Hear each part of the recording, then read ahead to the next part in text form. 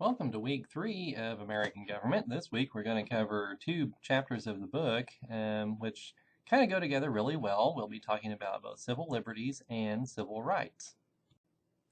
Let's start out with some definitions of what we're actually going to be discussing. Civil liberties we can define as individual freedoms that are guaranteed in the Constitution, and we'll particularly be looking at the first 10 amendments, which we know as the Bill of Rights. There are many different rights and freedoms that are guaranteed in there that say that the government can't interfere with those. So we'll be just going through the different amendments to the Constitution and looking at see what those rights are that are protected by the Bill of Rights. We'll also be looking at the subject of civil rights.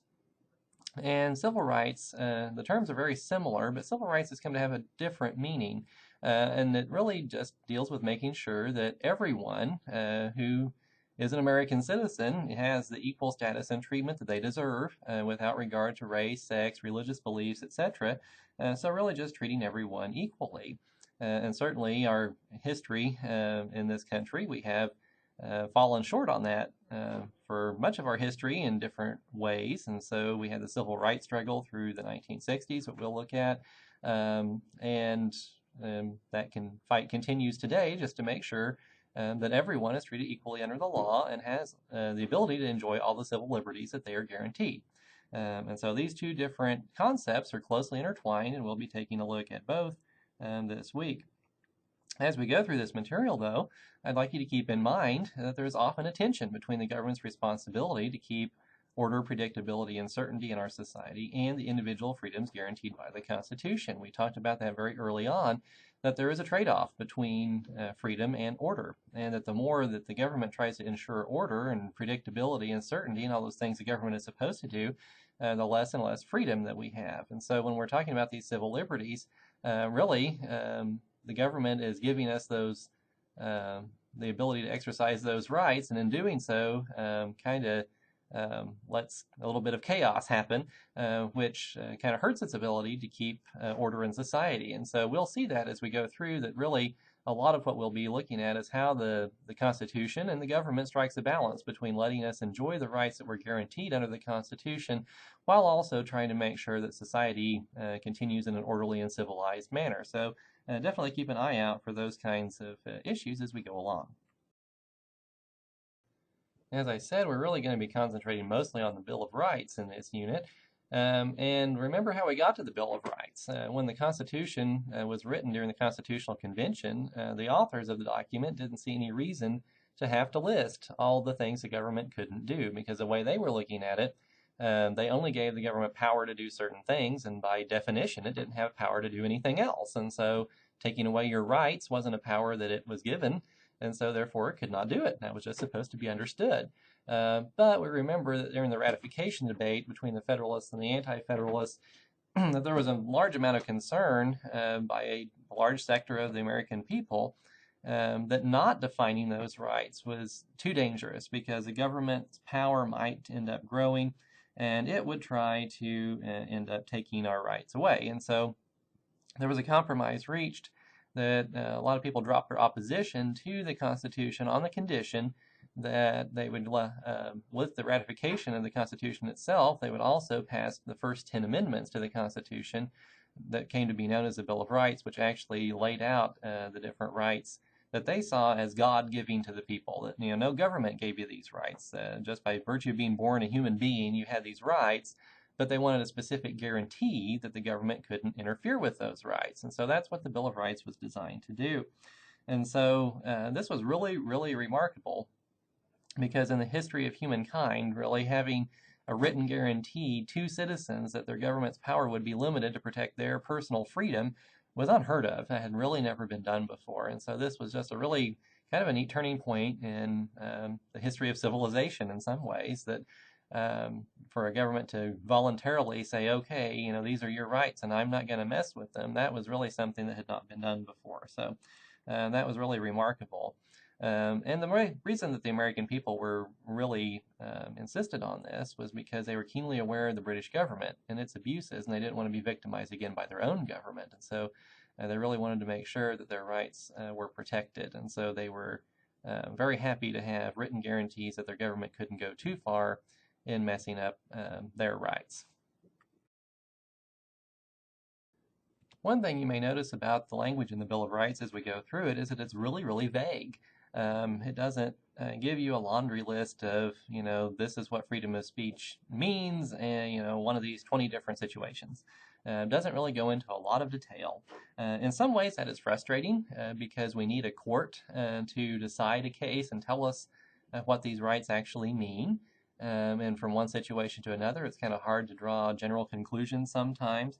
But it's also very helpful in a way because by keeping it vague, the amendments became broad enough that they covered all kinds of situations that our founding fathers could never have foreseen in the 1790s.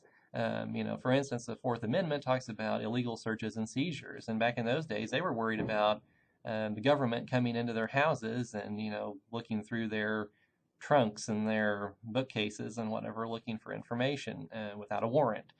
Well, they could have never, ever imagined an iPhone.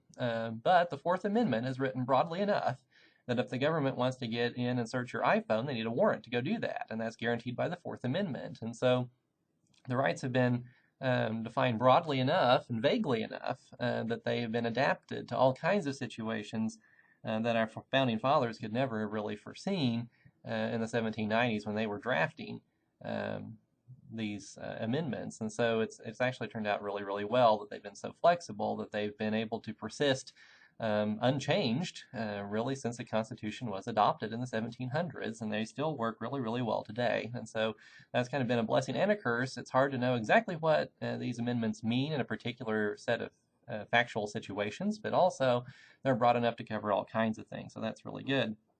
And as I alluded to, we really rely on the courts, especially the Supreme Court of the United States, to take this vague language and tell us what it means in specific situations. And so, if you get pulled over in your car and the highway patrolman, searches through your trunk and finds your stash of weed, and did he have a warrant or did he need a warrant and all that kind of stuff, that ends up being litigated through the court system. And a lot of times the Supreme Court will take up these kinds of cases and tell us what the Bill of Rights means in a particular situation. That's the interpretation function that we rely on the judicial branch for. And so that becomes critical to understanding what these rights mean in particular situations. And so when they were originally written, it was kind of just some broad outlines. But in the many, many decades since the Bill of Rights was adopted, the Supreme Court especially has done a great job of kind of filling in those blanks and letting us know exactly what these rights mean for us in particular situations, and they continue to do that today. One thing that's important to remember is that in the beginning, when the Bill of Rights was originally adopted, nothing in it applied to state governments, just the federal government.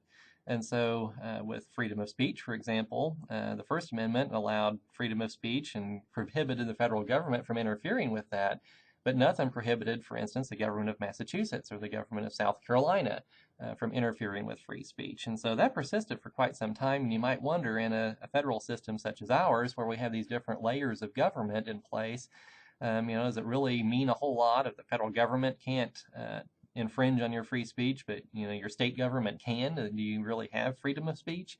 And that's the case. And so that really wasn't a sustainable situation, and the Supreme Court fixed that in 1925 through the incorporation doctrine. And we've alluded to this already. We will probably look at it in some more detail down the road too. But what that really means is that the due process clause that was in the 14th Amendment, which we will look at, was defined by the Supreme Court to mean, well, due process as it applies to the states means they have to respect the Bill of Rights.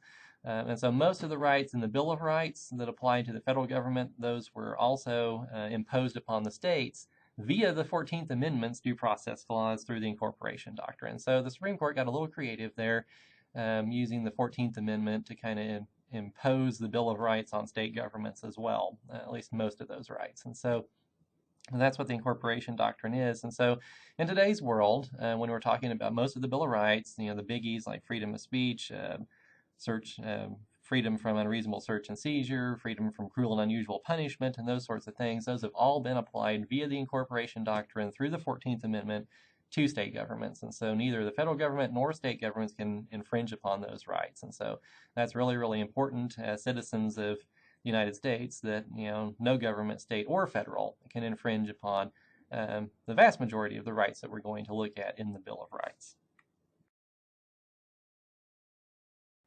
Well, without further ado, let's get ourselves into the Bill of Rights and start looking at what it actually says. The first one up is the First Amendment. It says Congress shall make no law respecting an establishment of religion, or prohibiting the free exercise thereof, or abridging the freedom of speech, or of the press, or the right of the people peaceably to assemble and to petition the government for a redress of grievances. A lot going on in there. And you'll see this as we go through. Our founding fathers didn't follow the things that you probably learn in English 101 or 2 about not having run-on sentences or having different topics in different paragraphs either. And so sometimes they kind of mishmash things together. They kind of ran things together. And so when we have, this is one sentence here. When we have this one sentence, there is a whole lot going on in here. And so we're going to really take some time to unpack this and kind of see what it's talking about. And we will see that as we go through many of the amendments that follow as well. We're really not going to take all that stuff that we just read in the order that it was written. First, we're going to deal with freedom of speech. And this freedom was something that was very important to the people writing the Bill of Rights because the British government had notoriously tried to hush up newspapers that it didn't like and keep people from speaking their minds when they didn't like King George and that kind of thing. And so they really saw how critical it was to have freedom of expression in a democracy because it's really a marketplace of ideas. And if we can't get those ideas out there, then the whole system comes crashing down. And so freedom of speech is critical in a system such as ours. And so they really were keen on protecting those rights. Well, the first thing that we can see when we read that amendment, it says, Congress shall make no law, which sounds pretty black and white, doesn't it? Well, really, when it says no law, it doesn't really mean no law. In fact, Congress and even state governments have the opportunity to place reasonable restrictions on different kinds of speech, and we'll examine how that kind of works as we go. But it doesn't mean that they can never outlaw anything. And certainly, there's been some famous examples, such as yelling fire in a crowded theater. And so imagine, it's a Friday night, and you're in the Cineplex there, and it's dark, and there's only 2 little doors to get out, and the whole thing is crowded, and someone yells, fire, fire! And so then everyone panics and screams and heads for the exits and tramples each other, and there's really no fire. Well, do you have an absolute right to stand there and yell fire in that situation when people may die from being trampled to death and all that? Well, no. We can outlaw certain things. It just really over the decades, the Supreme Court has struggled with, what are the limits of that? What can the government actually go and how far can it go with regulating your speech? And so we have several different answers to that. Originally, it was determined by the Supreme Court that what this meant was that there would be no prior restraints of speech. And what that meant is that the government can't stop you from saying something. Now, after you say it, if it's something the government doesn't like, they can throw you in jail for it. But we don't keep you from saying it. We'll just throw you in jail after you say it. And so that was what some of the court cases decided early on. And it didn't take too long for that position to kind of, people looked a little askance at that. Well, do you really have freedom of speech if you get thrown in jail for saying what's on your mind? And the answer is probably no. But in the early days of the United States, there were things like the Alien and Sedition Acts, which basically outlawed criticism of the government. And they could, you could criticize the government, but then they would throw you in jail for it. And so that's really not freedom of speech, is it? And so over time, different tests were developed to determine when we could actually restrain speech. And one of the most famous is a clear and present danger test. And so really what this said is that the government could interfere with your freedom of speech if letting you continue to speak constituted a clear and present danger to life, property, the government, that sort of thing. And so in those sorts of situations, imagine that, there's an angry crowd. Think Ferguson, Missouri, for example, not too terribly long ago, when the whole population was upset and angry and they were out in the streets, protesting and that kind of thing. Imagine if someone, stood up, there and got a bullhorn and said, all right, now we need to go start shooting people and stealing property and burning things down. Well, ordinarily you have the right to free speech, but can we let you get up there with the bullhorn and stir up this angry mob and create a danger to life, limb, property, and all kinds of things? And the answer is, if it's producing a clear and present danger, we can stop you from doing it. And so there's where the allowable legal restriction can come in. We can stop you from producing a clear and present danger to public safety, basically. What that has actually meant has undergone some changes. There are a lot of cases that actually came up about this during the Vietnam War when people were basically protesting the war through various things, some of them illegal, such as burning their draft cards. So they would get drafted to go to Vietnam, they would have their draft card, and they would set it on fire as a protest, and that was illegal. They weren't supposed to do that. And so the government tried to stop them from doing that. And, there were some cases that went back and forth, but basically what the court decided was, well, even if you're up there preaching, basically we should overthrow the government, or we should violate the law in some way. Will allow you to do that unless there's a chance of what they call imminent lawless action. So again, like in the scenario where we had an angry mob and there's actually a danger they're going to go out and start burning things down and killing people. If there's a danger of imminent lawless action, we can shut you down. But if you want to get up, at this nice academic kind of discussion and say, I really think it would be a great idea if we all took up arms and overthrew the United States government. What do you think? Would that be a good idea? It depends on the circumstances. If that's some kind of academic discussion where no one's actually going to go grab a gun and go do that when you say it, we'll let you do that. But if the scenario is that people might actually grab their guns and try to overthrow the government when they hear you speak, that's an imminent lawless action. So we can restrain you from that. So. Do know that, again, we have that tension between government trying to create order, stability, and predictability in society, and also allowing you to express your freedom. And so with the freedom of speech, there is a tension there. How can we regulate that? What the Supreme Court has told us is that different types of speech have different levels of protection from government interference. Why would that be? Well, political speech is the most protected thing that there is. So if you're trying to speak about, I prefer this candidate or I don't like this candidate for political office, or if you're just talking about ideas, I really think communism is a wonderful thing and we should adopt it in this country, and here's why. If you're talking about subjects like that, that is very, very highly protected. Why is that? Well, again, as we already mentioned, the freedom of speech is critical to the functioning of a democracy. A democracy is what we call a marketplace of ideas, and the whole principle of it is that the different people who are in the democracy can put out different ideas, and whatever is the most popular that the people want to adopt, that's what we go with. And so if we can't comparison shop between different ideas, the whole system breaks down. And so we have to have that ability to put out our political ideas.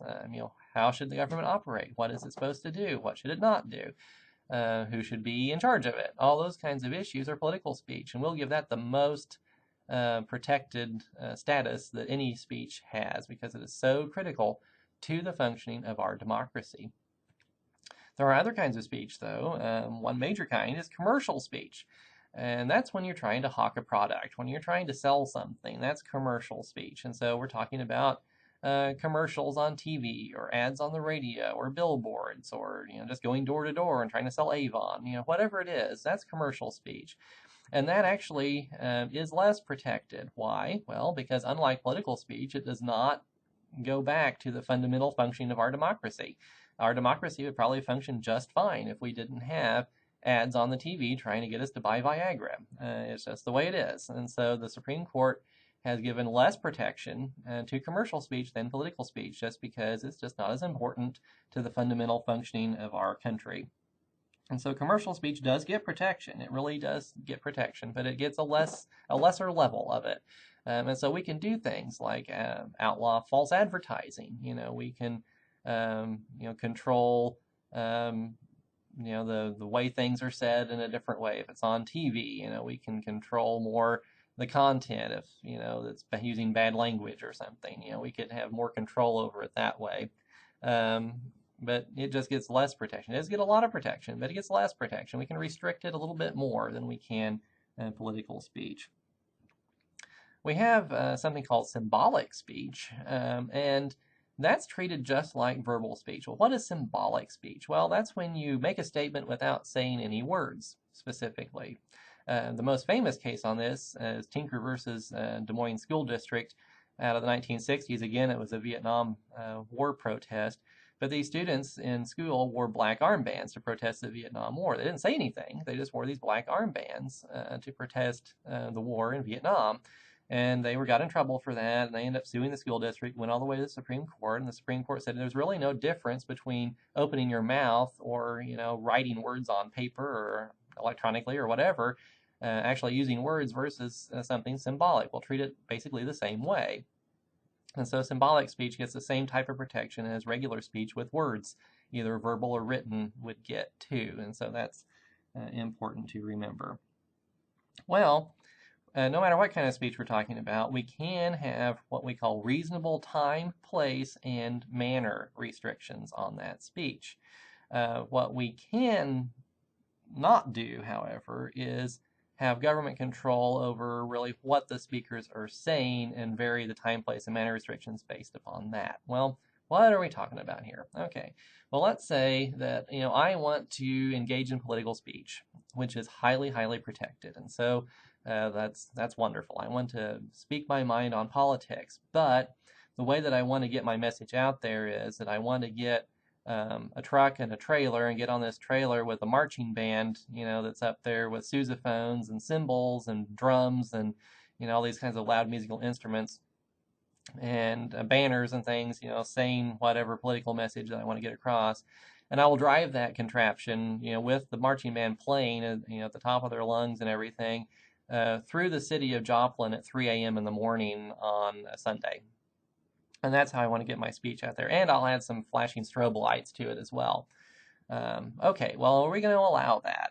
Well, certainly political speech is something that's highly protected. But the city of Joplin, if it wanted to, and I hope it does, probably has a time, place, and manner restrictions on the way that you can speak. And so it could say, okay, well, you can do this, but only if it's between the hours of 8 a.m. and 9 p.m., for instance, so people can get some sleep.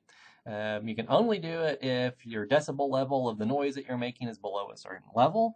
You can not do it in residential areas, but you can do it on commercial streets through town, that kind of thing. That's a time, place, and manner restriction. So we can restrict when you do it, how you do it, and where you're doing it. What we can't do is vary those restrictions based on what you're saying. So if the city of Joplin really loves your message, they can't let you get away with more than somebody who's saying something they don't want to hear. So as long as they're neutral on that, if they're enforcing these rules neutrally, they can have reasonable time, place, and manner restrictions. They just can't vary those restrictions based upon what the speakers are saying. Also, the location of the speech matters. It depends on where you're speaking, how much restrictions we can actually put in. If you're on the courthouse square in Carthage, for instance, which is a public venue, it's a public streets, that's where people go to do public things. You can stand there on the street corner and talk your little heart out, and there's not a whole lot they can do about it. On the campus of Crowder College, for example, that's a public venue. So if I wanted to come to the campus of Crowder and stand up on a soapbox and start talking about whatever I want to talk about, they probably have to let me do that as long as it's in a public area. But could I come into one of the buildings and go into a classroom and say the same thing and disrupt a class? Well, probably not. And so if the location where I'm wanting to speak is just a recognized public venue that's open for things like that, a public park, the courthouse steps, something like that, they can't restrict that as much as if they could, in other places that are less public and, like inside a building maybe, and that sort of thing. So the location does matter on the type of restrictions we can have. The more public the venue, the fewer restrictions that we will allow a government to impose. Ordinarily, the government won't worry too much about the content of the speech. We're talking about what it can regulate, but there is one class of speech that is just not seen as having any redeeming qualities whatsoever, and that's what we call obscenity. Usually, when we're dealing with obscenity, that has something to do with pornography, usually. And the Supreme Court has really struggled with this definition over the years and trying to define just what exactly is obscenity, because as you might well know if you've ever taken an art class, what's beautiful to one person may be offensive to another. And so what is obscenity has been a real problematic issue. The Supreme Court has defined it as having three characteristics. One is no artistic value. Well, we just talked about that. What is art? I don't know what art is. I don't know if you do or you think you do or not, but what's art to one person may not be art to another. So that's really hard to figure out if it has no artistic value. Two, violating community standards of decency. Well, whatever that means, in your community, if you're talking about Newtonia, Missouri, it may be very different from Las Vegas, Nevada. So what a community standard of decency is, who knows? And three, it has to be patently offensive. In other words, the moment your eyes land on this, speech happening, you realize, oh my goodness, I'm offended. So it's been really hard to figure out what that means. And there have been obscenity cases we come before the Supreme Court. And there are stories that, decades ago they had movie day at the Supreme Court where, there'd be these obscenity cases where it was alleged that these dirty movies were obscenity and were, some city somewhere was trying to outlaw them. And so the justices would actually sit and watch these pornographic movies to try to decide whether or not they were obscene. And so some funny stories about that. Anyway, one of the justices famously said, well, I know obscenity, I know it when I see it.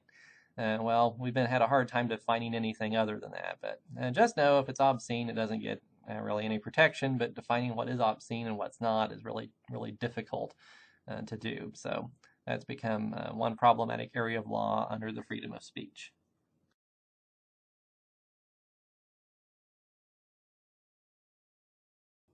The next thing we see mentioned in the First Amendment is for what we call freedom of the press. Well, when we're talking about the press, that's talking about the media, basically. At the time of the Constitution being written, it was anyone with a printing press, but certainly it's broader than that now. TV, radio, internet blogs, all kinds of things.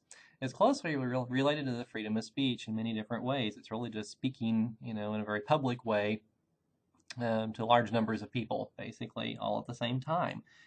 So again, very closely related. This ensures that the media are free to report on the news, whether the government likes what they are saying or not.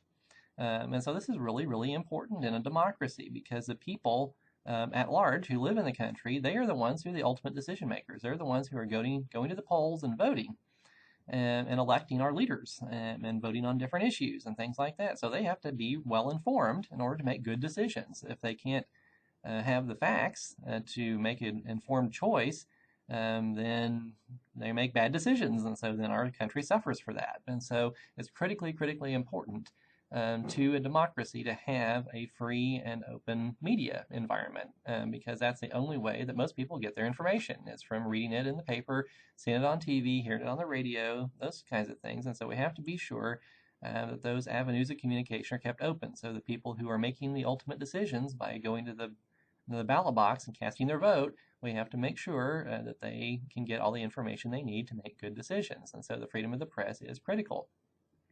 And the people who are writing the First Amendment were very sensitive to the need for this because newspapers and pamphlets played a huge role in stirring up the revolution and getting people all upset about the British and kind of organizing the push to get them out of North America.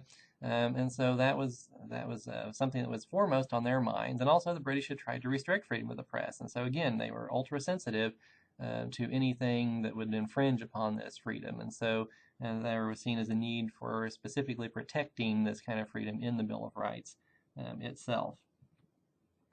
And we already mentioned the media is necessary for the functioning of democracy. And our founding fathers realized that, and we certainly realize it today. Nothing has changed on that score. Again, the people are the ultimate decision makers by going to the ballot box and voting. They have to be well informed or they will make bad decisions. And so if the media is not out there and able to air different points of view, even if the government doesn't like them, we're going to be in trouble if as a democracy, because if the government starts to hush up the media, then we're in real trouble. Our democracy will not function as well as it could if the different points of view aren't able to be freely expressed through the media. So again, very important. Not to say, though, just like anything else, this is not an absolute freedom. Some censorship, which is government control of the media, has been allowed over the years. One thing that immediately pops in our minds is, in a wartime situation, what if the New York Times wants to publish, what our troop movements are, where our ships are going to be sailing, or something like that. And actually publishing that information could get our soldiers and sailors killed. Should we allow that? Well, there are restrictions in situations like that the government can step in and stop the dissemination of that kind of information. Also, just on a private level, what if the newspaper wants to publish things about you that are false and completely destroy your reputation as a person? They run a story accusing you of being a child molester, and you're not a child molester, but now no one will hire you, and no one will, speak to you on the street, and, that kind of thing. What, do we have any kind of redress for that, or do they have absolute freedom? Well, the answer is, through our civil justice system, we allow you to sue people who cause you what we call defamation or libel, who say bad things about you that aren't true. You can sue them for damages. And so we do have ways of kind of regulating this a little bit. So it's not absolute freedom, just like everything else. There is a trade-off there. So there are some restrictions of the media, but the general rule is we definitely want the media to be free to report on the news, to issue opinions and say things that the government may or may not like, and to make sure that we have that marketplace of ideas functioning that a democracy just really, really depends on in order to function properly. As we continue to unpack all this stuff that was crammed into the First Amendment, the next thing we see is freedom of religion. And this really comes in two major parts. The first that we see is what we call the Establishment Clause. Government can't tell you what to believe. In other words, the government cannot establish an official church and tell you that you have to belong to it whether you like it or not. And believe it or not, that actually happened in Europe and even in England itself shortly before the country was founded. And so the government cannot have an official church. It can't tell you what to believe. The second part is what we call the Free Exercise Clause.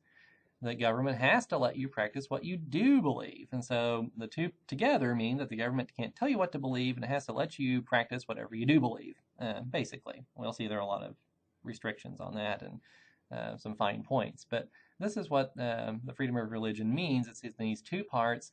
Government can't set up some kind of official religion and make you subscribe to that, whether you like it or not.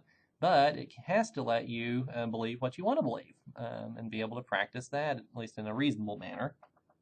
And so that's what we're dealing with here with the freedom of religion. Well, let's look first at the Establishment Clause in a little bit more detail. As I alluded to, England did this, and other European countries did as well, but our government cannot establish an official religion.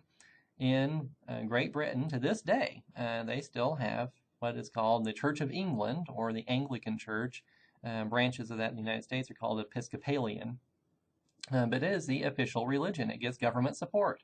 And the Queen of England is also the head of the Church of England. And so not only is she the head of state of the government, but she's also head of the church, the official church. And this caused a lot of problems for people who believed other things that disagreed with the Church of England. And that's why we had the Pilgrims come over. They believed things that didn't agree with the Church of England, and they were not welcome anymore. And so we don't want a situation like that, to where our government is busy setting up, using taxpayer money, whatever, to establish this official church that everyone's supposed to belong to. We don't want to get into that situation. And so the Establishment Clause was specifically put in with that in mind, to keep the government from establishing some kind of official religion or using taxpayer money to set up an official church that everyone was supposed to belong to. Well, over time, that concept has evolved quite a bit. And so now we've gone kind of driven the wedge between government and religion a little bit more as the Supreme Court has decided cases over time. Now what we don't want is any apparent endorsement of religion. And so what we're trying to keep from happening is to have it look like our government is favoring one religion over another, or any religion over no religion. And so what we don't want is to have the government's stamp of approval, even if it's not really spending tax money or not, using the rule of law to force people to join a religion. We just don't want it to even look like our government is supporting any particular religion over another, or encouraging religion at all over not having a religion. And so that's where we have gotten with the case law over time, and this is expressed in the pretty common phrase, the doctrine of separation of church and state. And so you've probably heard that phrase before. And that's, this becomes controversial when people want to have a prayer at a school ball game in a public school or something like that, or at graduation, where, the government via the school district appears to be putting its stamp of approval on some kind of prayer to God. That's religion. And so then we have problems with an apparent endorsement of religion. And so this idea of the separation of church and state probably in our world today, without a doubt, goes a lot further than the founding fathers really envisioned. They were really trying to prevent some new Church of England. They didn't want a Church of the United States popping up.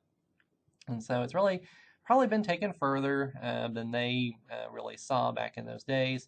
But they probably would have understood where we're coming from here, because and it was caused a lot of problems in Europe, having different government getting involved with religion and promoting one particular brand of Christianity, usually as an example, and trying to push that on people against their will. And they really didn't want that. They wanted the freedom to be able to belong to whatever church they wanted. And so this promotes that by not making it look like the government has too much involvement in religion at all.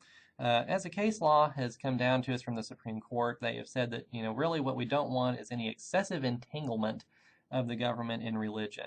And this kind of becomes kind of a hairy issue sometimes, because you'll see sometimes like different church charities will spring up, and they'll help poor people and do great things. And the government wants to promote that. They want poor people to have something to eat, or homeless shelters and things like that. And sometimes governments want to give money to those charities to help promote the good work that they're doing. Well, we have to be careful with that, because if those charities are tied too closely to a religious group, then we can make it look like the government is putting its stamp of approval on that religious group and giving money to it. And so there are different tests that the Supreme Court looks at to make sure that they're not getting too entangled in religion. And there are a number of different characteristics that they will look at in a particular case. Just as an example, one issue where this excessive entanglement kind of thing comes up, an apparent endorsement of religion, is invariably every year, year after year, during the holiday season, someone will want to put a nativity scene out on the courthouse lawn somewhere. And then, of course, that's government property. And if you put the little baby Jesus out there, then you have an excessive entanglement in religion, probably, or some kind of apparent endorsement. And so this has become very problematic over the years when people want to do this, because it's traditional, and a lot of people didn't protest that for much of the country's history, but now they do. And so they've tried to address that in different ways. They've tried to put a Star of David out there and Hanukkah candles, we'll include the Jews in this.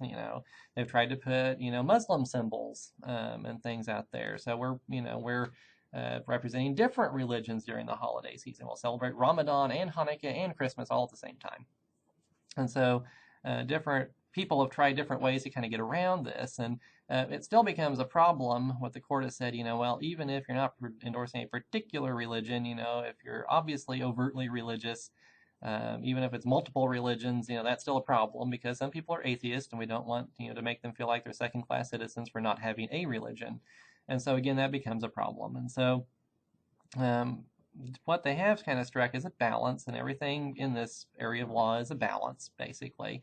But, what people who are trying to do this kind of decorating have said is, well, it's the holiday season, we're just celebrating the holidays, Santa Claus and, other Christmas symbols are part of that. It's even secular people celebrate Christmas, and so we're not trying to promote religion, we're just trying to promote the holiday season. And so the Supreme Court kind of bought that argument a little bit, and so they instituted this thing, and it's so funny, I kid you not, it's really real. It's called the plastic reindeer test. What they have found is that if the government entity, the decorations are put up for the holidays, includes things that are not overtly religious. We don't want the baby Jesus out there, but if we also, we put up like Santa Claus and his plastic reindeer, on that kind of display, we'll allow, basically Christmas decorations, because that's pretty secular. It really doesn't, nothing to do, you won't find Santa Claus and his reindeer in the Bible, so we'll allow this kind of secular Christmas decorations, and that's fine. And so it really did become known as a plastic reindeer test. If you got plastic reindeer out there, it kind of dilutes the religious message quite a bit, and so we won't allow that. We'll go ahead and allow that. maybe on the courthouse lawn. And so, anyway, it gets kind of silly at times, but you see that there's this tension there, really trying to keep the government from getting too involved in any kind of religion, any particular religion, or just religion in general. We don't want it to look like the government is endorsing that. We want to let the government, take care of the civil government and all that, and then religion, people can do what they want to do without being feel like their government's trying to push them a particular direction with respect to religion. And so that's the situation we have today with the Establishment Clause.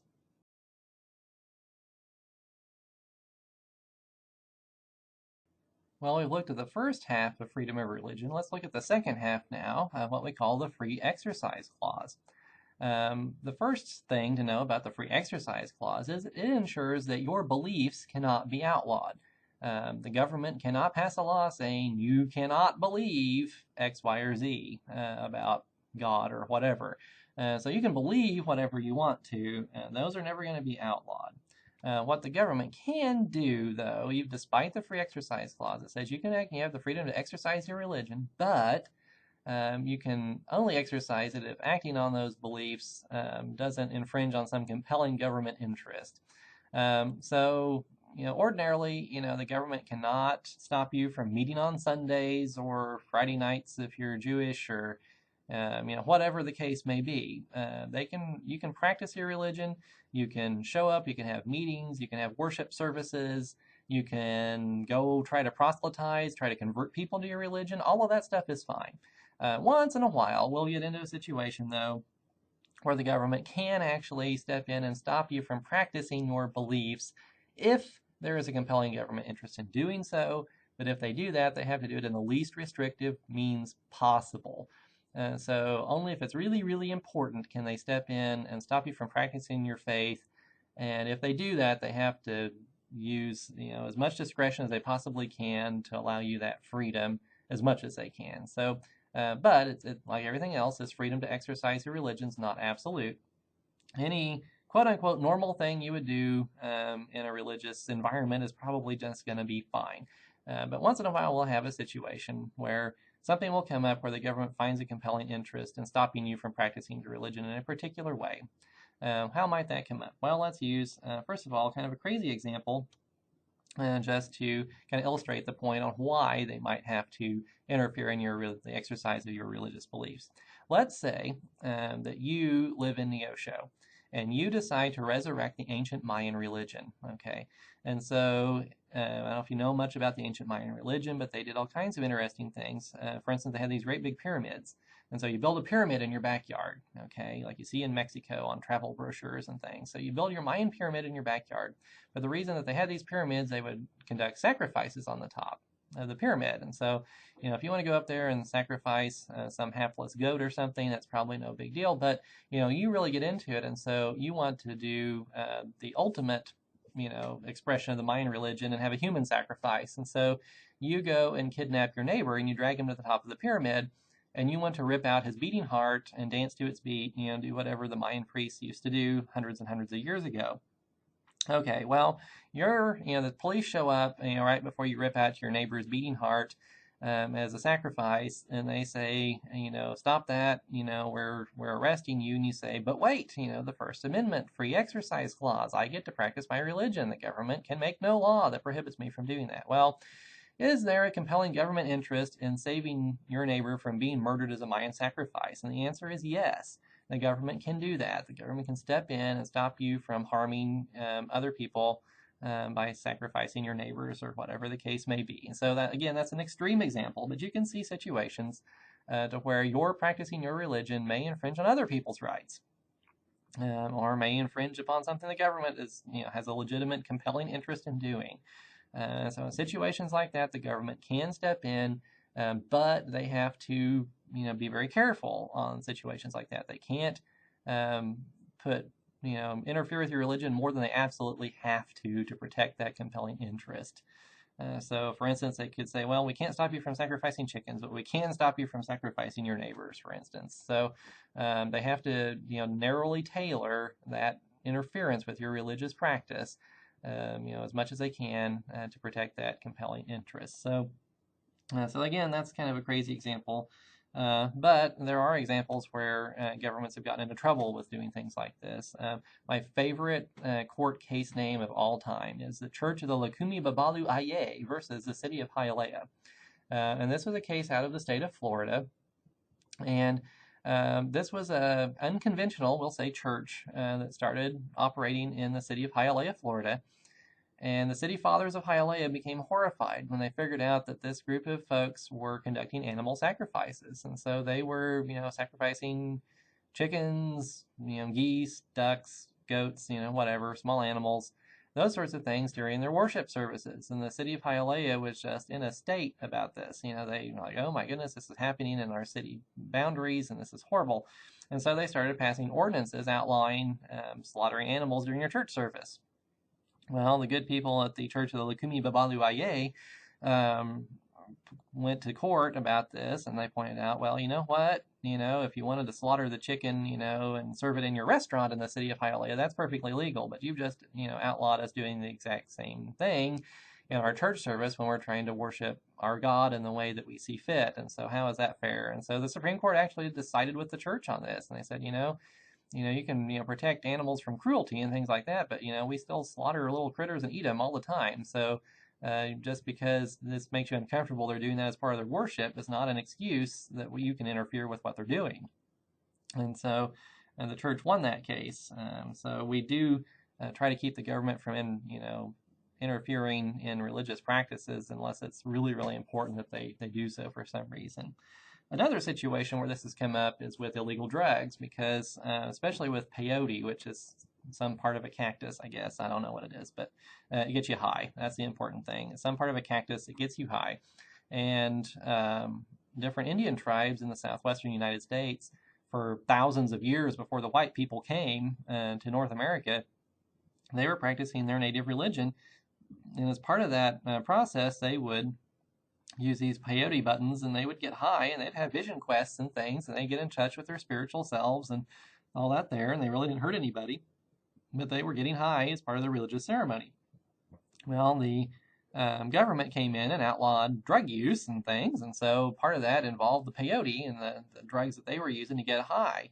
And the Indian groups sued and said, look, we were here before you were, and this is our religion. We have freedom of religion, the free exercise clause.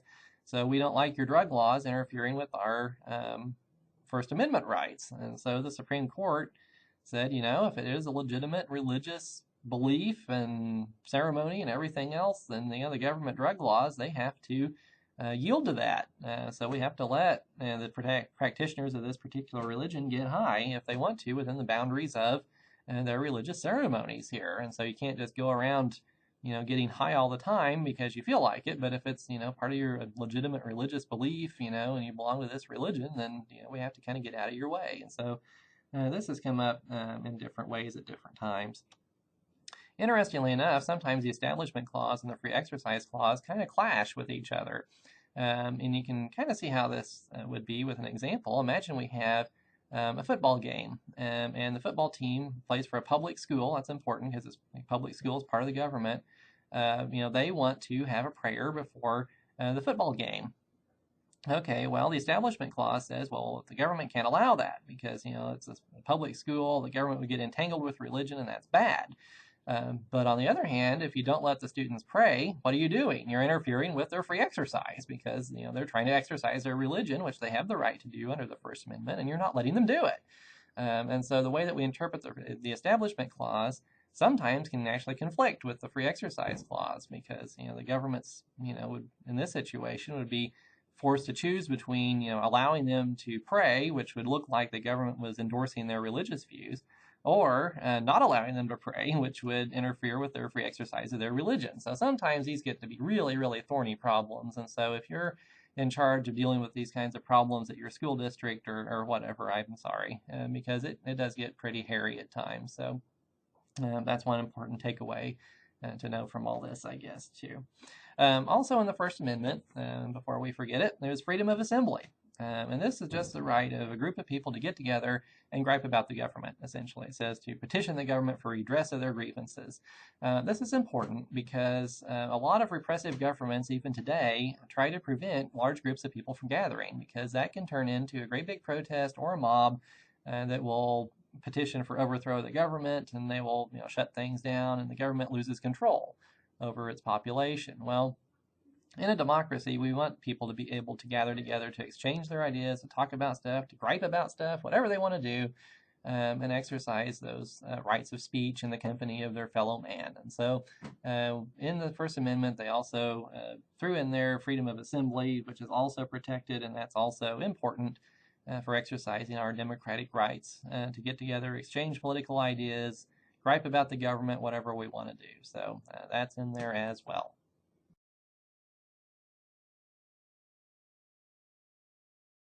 And now we have the Second Amendment. The Second Amendment says a well-regulated militia, being necessary to the security of a free state, the right of the people to keep and bear arms shall not be infringed.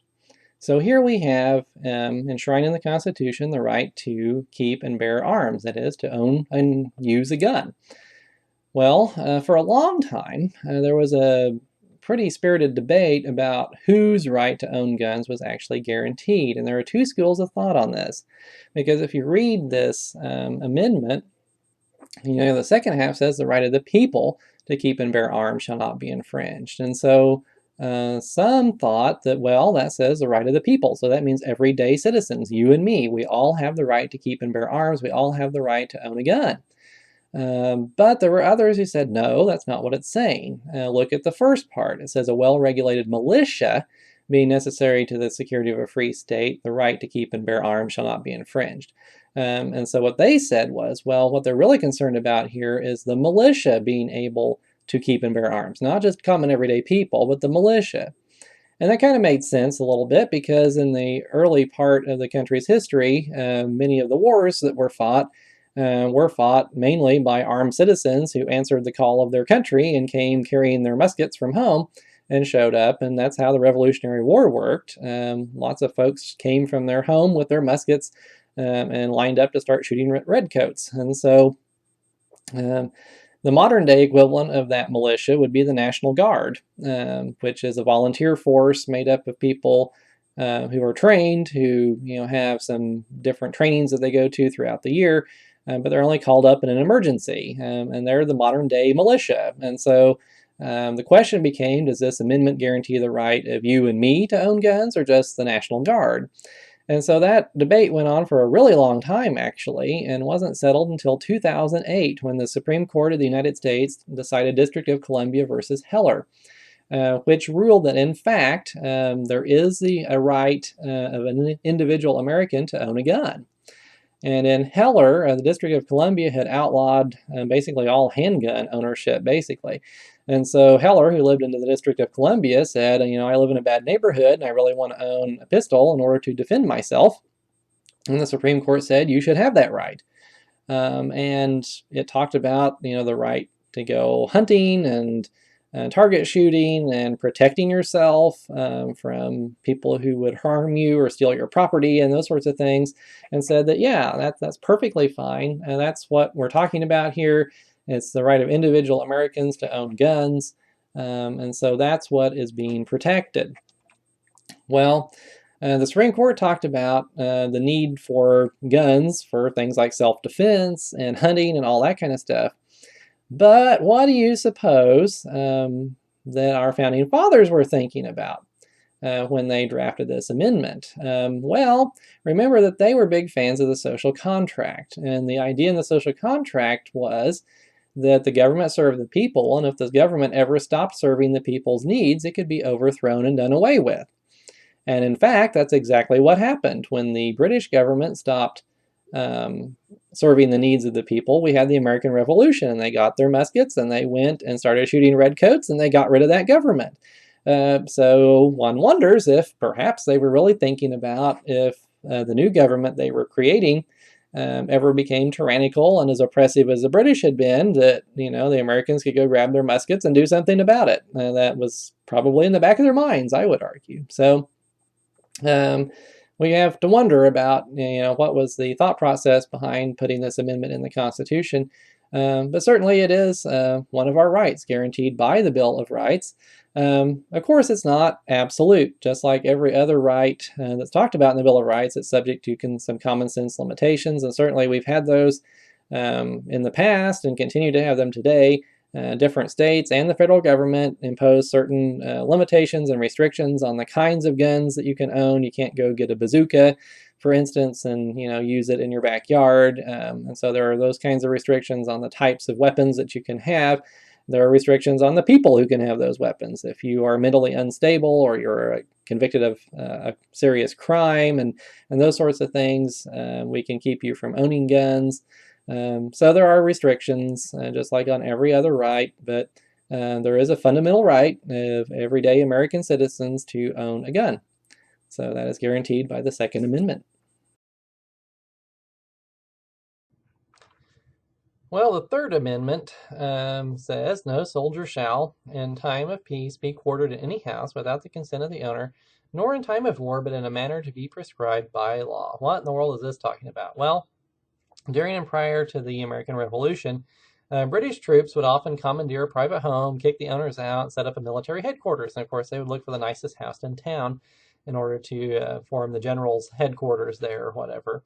This was highly unpopular, as you might imagine, to have redcoats bursting in and taking over your house with no warning. And so this amendment was designed to prevent that and said that, in times of peace, they can't do that at all without the consent of the owner. And if it's in war, they have to follow the law to do that. They can't just take over someone's house without paying for it, basically. So that was a real problem during the time of the Revolutionary War era. However, it hasn't been a problem since then. There is not a single Supreme Court case dealing with the Third Amendment. It has just not been an issue. So if you get arrested at some point and start yelling about your Third Amendment rights, everyone will laugh at you because no one really knows anything about the Third Amendment. The Fourth Amendment, however, is much more important. It says the right of the people to be secure in their persons, houses, papers, and effects against unreasonable searches and seizures shall not be violated, and no warrants shall issue, but upon probable cause supported by oath or affirmation, and particularly describing the place to be searched and the persons or things to be seized. There is a lot going on in this amendment, so we're going to unpack it one piece at a time. The Fourth Amendment, along with the Fifth and Sixth, deal with rules which in the legal community we call criminal procedure. And really they're focusing in on what happens if you're accused of a crime. And the Fourth Amendment's job is to protect us against unreasonable searches and seizures, which would typically occur if the police are coming and trying to find evidence, is usually when searches happen, or a seizure might include an arrest. They're seizing your person or they're taking your stuff away because they think it's evidence. And so that's what we're really dealing with here. So certainly the government needs to be able to crack down on crime. But if it's looking for evidence of a crime, it has to act reasonably. Well, what does reasonably mean? Well, as you might imagine, that varies quite a bit depending upon the circumstances. But as the rest of the amendment tells us, it means that police must have probable cause to believe that evidence of a crime exists in the place to be searched, or that the person that they're going to arrest has actually committed an offense. What is probable cause? I'm glad you asked. Probable cause means that the police must have a reasonable belief that is based upon some kind of cold hard facts. It's not just a hunch. It's not just a suspicion. They can't go on a fishing expedition where they think, I wonder if so-and-so committed a crime. Let's go search his house. They can't just go around doing that. They have to have some kind of evidence before they look for more evidence, basically. So, for instance, let's say that they get an anonymous phone call at the police department that says, 201 West Spring Street is a crack house. Okay. Well, based upon that anonymous phone call, is that enough for them to go ransack 201 West Spring Street to see if there's any crack there? Well, the answer is no, because if that was all it took, you could prank your buddies by calling the police department and turn in anonymous tips all the time and get their house searched and stuff. That's not that requires more than that. But what the police could do is, if they got that anonymous tip, they could go have a stakeout and a good old-fashioned police presence there in the neighborhood where they're sitting in the car, watching who comes and goes from that house. And if there's an unusual amount of activity and cars are coming and going all hours of the day and night, and things look really suspicious, okay, well then they have the anonymous tip, plus they have actual observational evidence that they've seen with their own eyes. And so those things together might present enough to establish probable cause, and they can go get a search warrant and go actually search the house. But it isn't just a hunch. It's not just some random anonymous tip or something, although that might, help the case. But they really have to have some kind of evidence that would form a reasonable belief based upon facts that there's some sort of crime going on, or that there's evidence of a crime to be found there. And so if they do have enough evidence to form probable cause, then most of the time they have to go get what is called a warrant before they search the premises. In order to get a warrant, the police officer who's trying to get one has to swear under oath, which means if they're lying, they can be prosecuted. They have to swear under oath that they have obtained enough evidence to establish probable cause. And they will swear out in what's called an affidavit, where it's just a written document that says, we found this, we found that, we think this, we want to go look here for this, whatever it is. And they will sign that under oath, and then they will go show that to a judge. And the judge will examine that statement, and then the judge will decide whether or not there has been probable cause established. And if the judge doesn't think so, he will not issue a warrant. And so then the police are stuck. Unless they find more evidence, they can't go search the house or arrest the person or whatever it is. But if the judge agrees with the police and says, yeah, you're right, there is enough probable cause, and then the judge will issue a warrant allowing the police to go search the premises. And it will have to be written in such a way, the search warrant, that they have to be looking for something specific. They can't just go, again, on a fishing expedition looking for evidence of any crime. If they think that the house is a drug house, they have to go there looking for evidence of illegal drugs. They can't go looking for evidence of forgery or evidence of murder or whatever. If they happen to find it while they're looking for evidence of drug activity, then that's okay. But they can't just, go, if they're looking for a stolen Lamborghini, they can't go look in your sock drawer, looking for the car probably.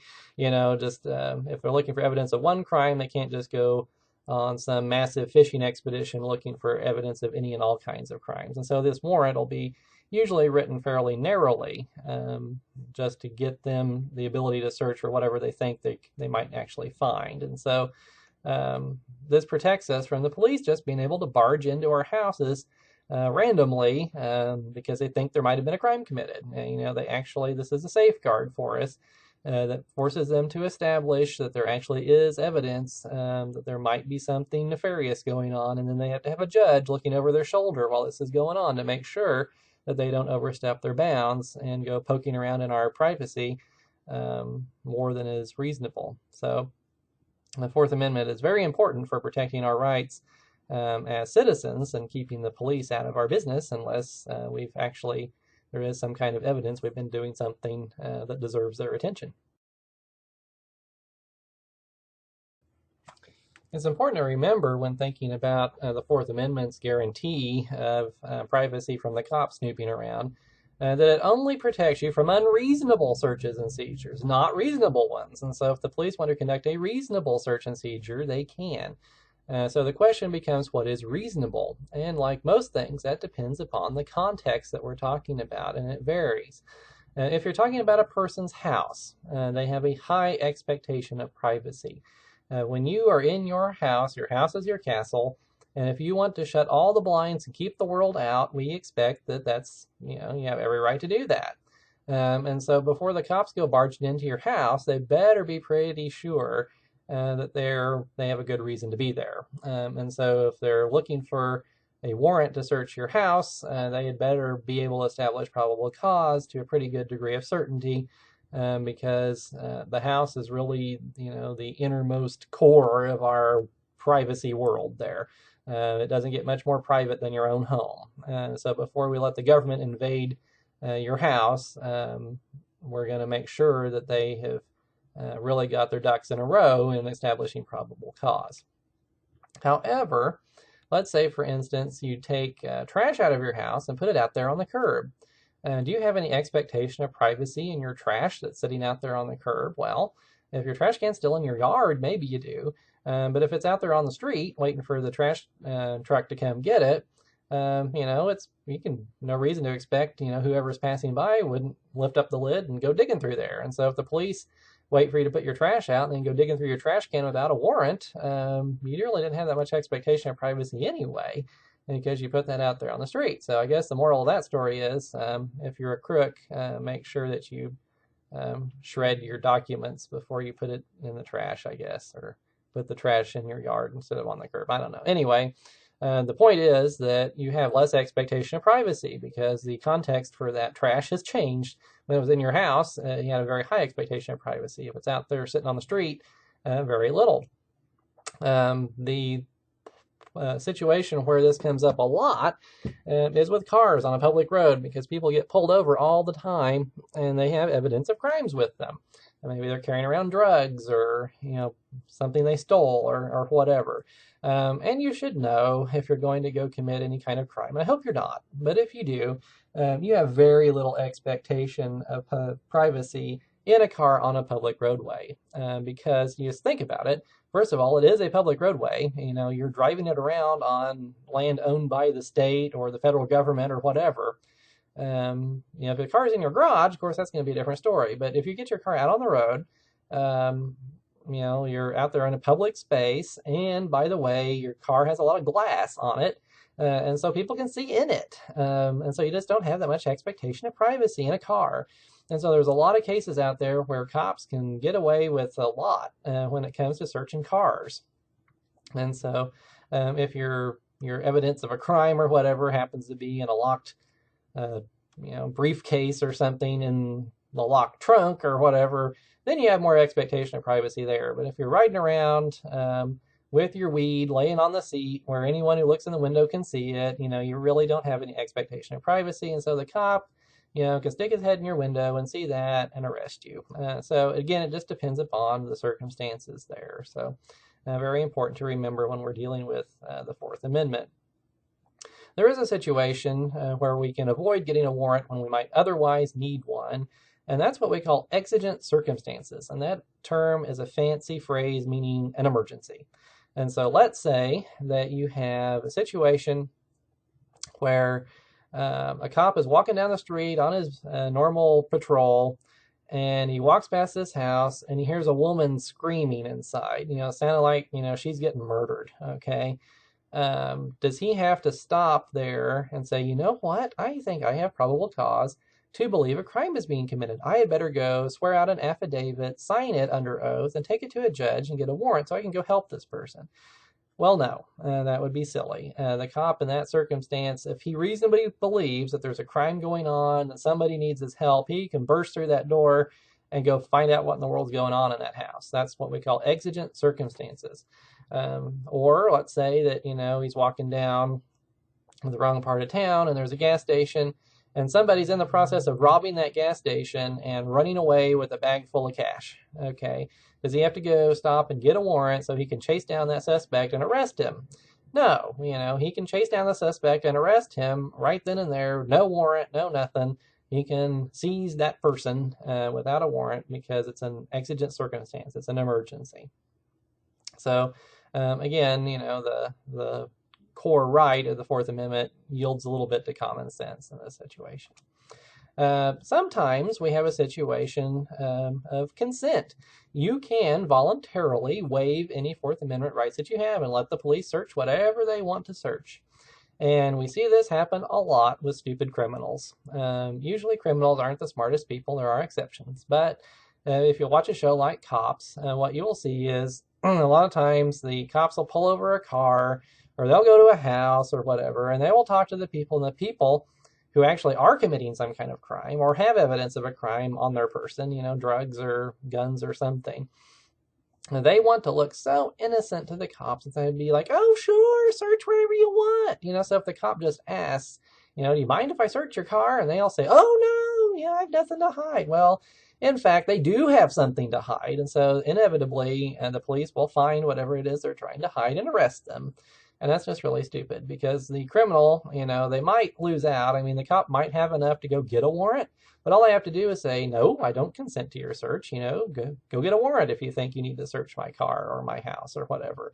And then the police, may or may not be able to get such a warrant. But if they just consent to it, then the police can search all day long. They'll search anything that you give consent for. And if they find evidence of a crime that incriminates you, you're going to jail. So anyway, I guess the moral of that story is if you have committed a crime and have evidence of that on you, don't volunteer to let the cops find it.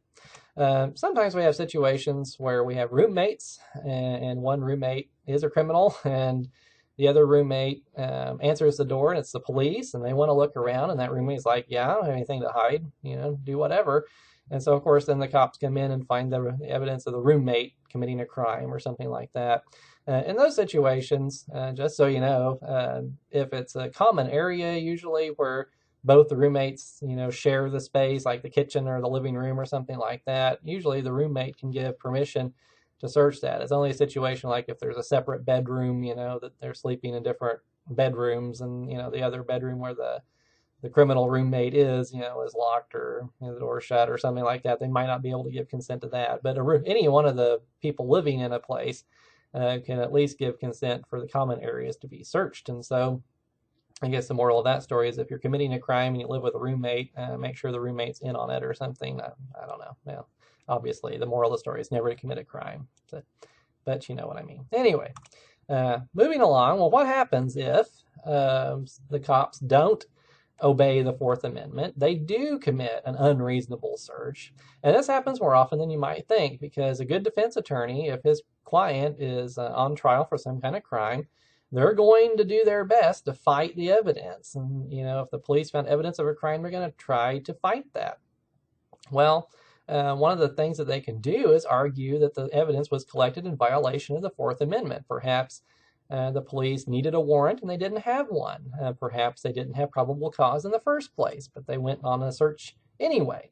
Perhaps they had a search warrant, but it was to search for a particular thing, and they went well beyond the scope of the warrant and went looking for other things when they find the evidence of the crime. And so if they have, in fact, if a judge rules that the police have violated the Fourth Amendment, what happens is that any evidence they found while they were conducting that unreasonable search in violation of the Fourth Amendment is excluded at trial. And so the prosecutor cannot show the jury this evidence. It will be excluded, and that's called the exclusionary rule. And so that's just kind of to keep the police honest, because if we let them, bring in evidence at trial that was collected illegally, then would there be any reason to not just go around violating the Fourth Amendment? The answer is probably not. The police would just violate the Fourth Amendment anyway.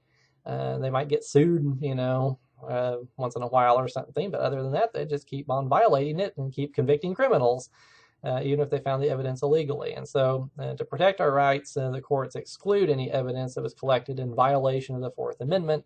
And so that is how our rights are protected this way from unreasonable searches and seizures.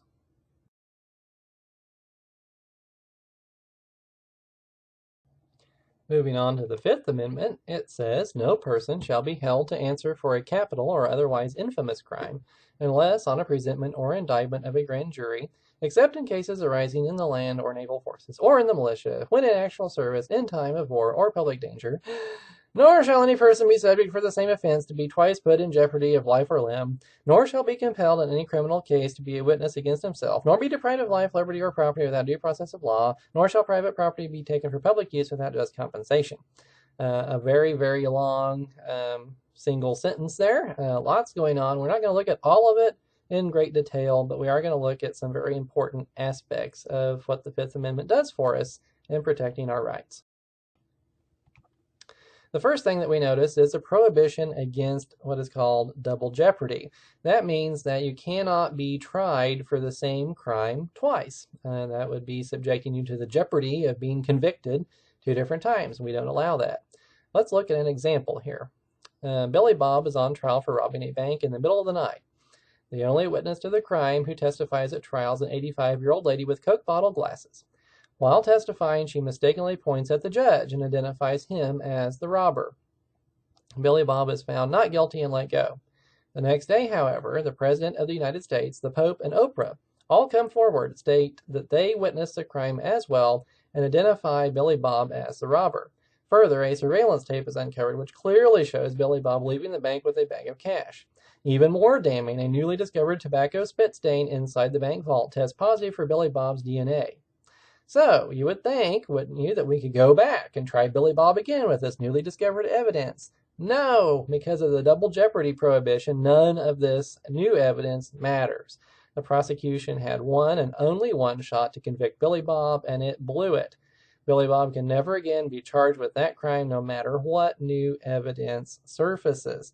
So this seems just kind of counterintuitive to us, doesn't it? That with all this new evidence popping up, we couldn't go back and try Billy Bob again, but that's just the way it is. You might be wondering at this point why in the world we would have the prohibition against double jeopardy, because that seems like we're going to let criminals get away. If we discover new evidence after we've already tried them for the crime that really incriminates them, we can't do anything about it. Isn't that a bad thing? Well, that is a bad thing, but the thinking on this is that the double jeopardy rule really prevents the government from harassing its own citizens. And you can understand how that might happen if we had a corrupt government and this prohibition wasn't in place, that somebody might be accused of a crime. And if the government tries them for that crime, the jury lets them off, then the government will come back the next day and charge them with it again and try them again. And, if they can't get the jury to agree with them, they'll just keep trying them again and again until they find a jury that wants to convict them. And so the idea is the danger of abuse of the criminal justice system by the government was great enough that we will, in order to protect the innocent people from that kind of harassment, we will allow a criminal once in a while to go scot-free through the double jeopardy clause. So you cannot be tried for the same crime twice unless, like I said, the jury the first time can't make a decision, then we can redo the case over again. But typically, once the jury is seated, that's the prosecutor's one chance to prove that you're guilty, and if they don't do it, then you go scot-free. Okay, in the Fifth Amendment, we have other things going on too. Very important one is a prohibition against self-incrimination. One thing that this means is that if you're charged with a crime and you're put on trial, you cannot be called to the witness stand by the prosecutor to testify against yourself. So you cannot be forced to give testimony that would show your own guilt, basically. So one important clarification on this is the defendant in a criminal case can testify if he wants to. If he wants to tell his side of the story, he can get up there on the witness stand and do that. The bad news is that the prosecutor can then cross-examine that defendant and poke holes in his story and make him look bad and guilty and whatever. And usually a defendant in that situation ends up worse off than he was if he hadn't testified at all. But sometimes that happens, especially when the defendant feels himself on the way to prison and really wants to try throwing a Hail Mary to try to avoid that. So that happens sometimes, but the defendant cannot be forced to testify against himself if he's on trial for a crime. Can't be forced to give testimony that would incriminate him in some kind of criminal activity. That's the general rule there. Along with that, a person accused of a crime can invoke the right to remain silent while being questioned by the police. And so what that means is if a person tells the police he's invoking this right to remain silent, they have to stop questioning him and leave him alone. Now, if this is a person who's in custody, the law's a little fuzzy on this, but the police may be able to come back at a later time and say, hey, are you willing to talk now? So they can see, because you can waive this right, just like any of your other rights. You can talk to the police and, and admit that you're guilty if you want to. We're not going to stop you from doing that voluntarily, but we can't force you to do it. And so if a person invokes this right to remain silent, then the police have to stop questioning them and interrogating them, at least for a time there.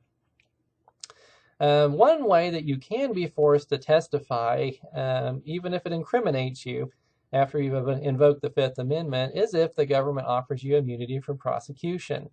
This happens once in a while, especially like, for instance, say that the government is trying to take down some kind of organized crime or a drug cartel or something, and they will get some lower person who's in this criminal organization, and they can force them to testify, and they'll want to say, oh, Fifth Amendment, self-incrimination, I'm not going to testify. Well, if the government offers this person full immunity from prosecution for any crimes they've committed, then they can force that person to testify, because the whole point of not incriminating yourself is to stay out of jail. So if the government says, well, we're not going to prosecute you if you testify, well, then they can force you to testify. So sometimes that makes it very uncomfortable for these low-level criminals who are being asked to testify against their bosses in the crime syndicate or whatever, but sometimes that happens.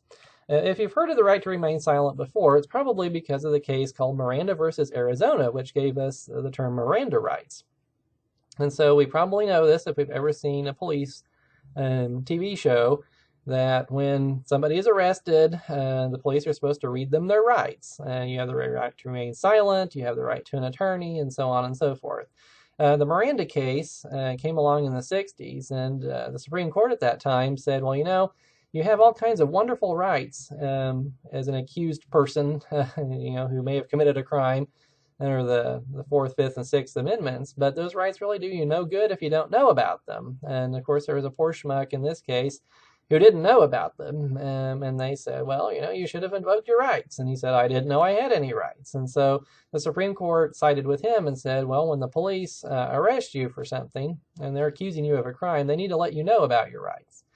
And unless they do let you know about your rights, and you can be incriminating yourself all day long, but if you haven't been read your rights yet and you're incriminating yourself, they can't use that in court. And so the first thing police are supposed to do when they apprehend a suspect is read them their rights, and then if they say something after that and haven't invoked their right to remain silent, if they incriminate themselves, then that can be used against them. So very important. That case has caused some bit of controversy, and some Supreme Court justices have even talked about maybe it wasn't such a good idea in recent years. So it'll be interesting to see if that continues to hold up, but that's been part of our culture for a very long time now.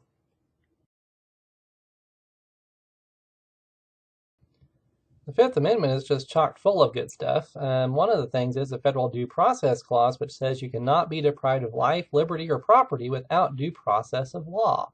What does that mean? Well, it basically means that no one can be thrown in jail, executed, or have their property taken from them by the government without proper procedures in place to ensure that there is fundamental fairness in respect to that. So, in other words, there has to be some kind of legal process in place. The government can't just say, oh, I really like your house, we're taking it over, and kick you out on your tail and, not pay you for it. It also means that you can't be, thrown in jail without first having a trial and all those other kinds of fair procedures that go into that. What those due process procedures are varies depending upon the circumstances. The more important the thing being taken away is, the more due process you're going to be due. For instance, if you're going to be executed, it's hard to get more important than that.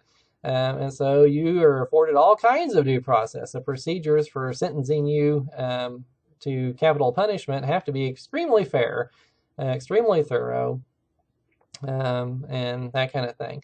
Sometimes due process comes up in all kinds of other situations as well. There's also a 14th Amendment due process clause which applies to the states, and the terms, those two clauses are fairly interchangeable with what they mean in many ways, but sometimes this will come up like in the context of a school even. If a kid gets suspended in school, the school district has to do that fairly, or the student will have a claim that his due process rights were violated. And so anyway, basically the government can't treat you unfairly, and if it does take something away from you, it has to do it with a fair procedure. If your property is taken away, there's a procedure for that.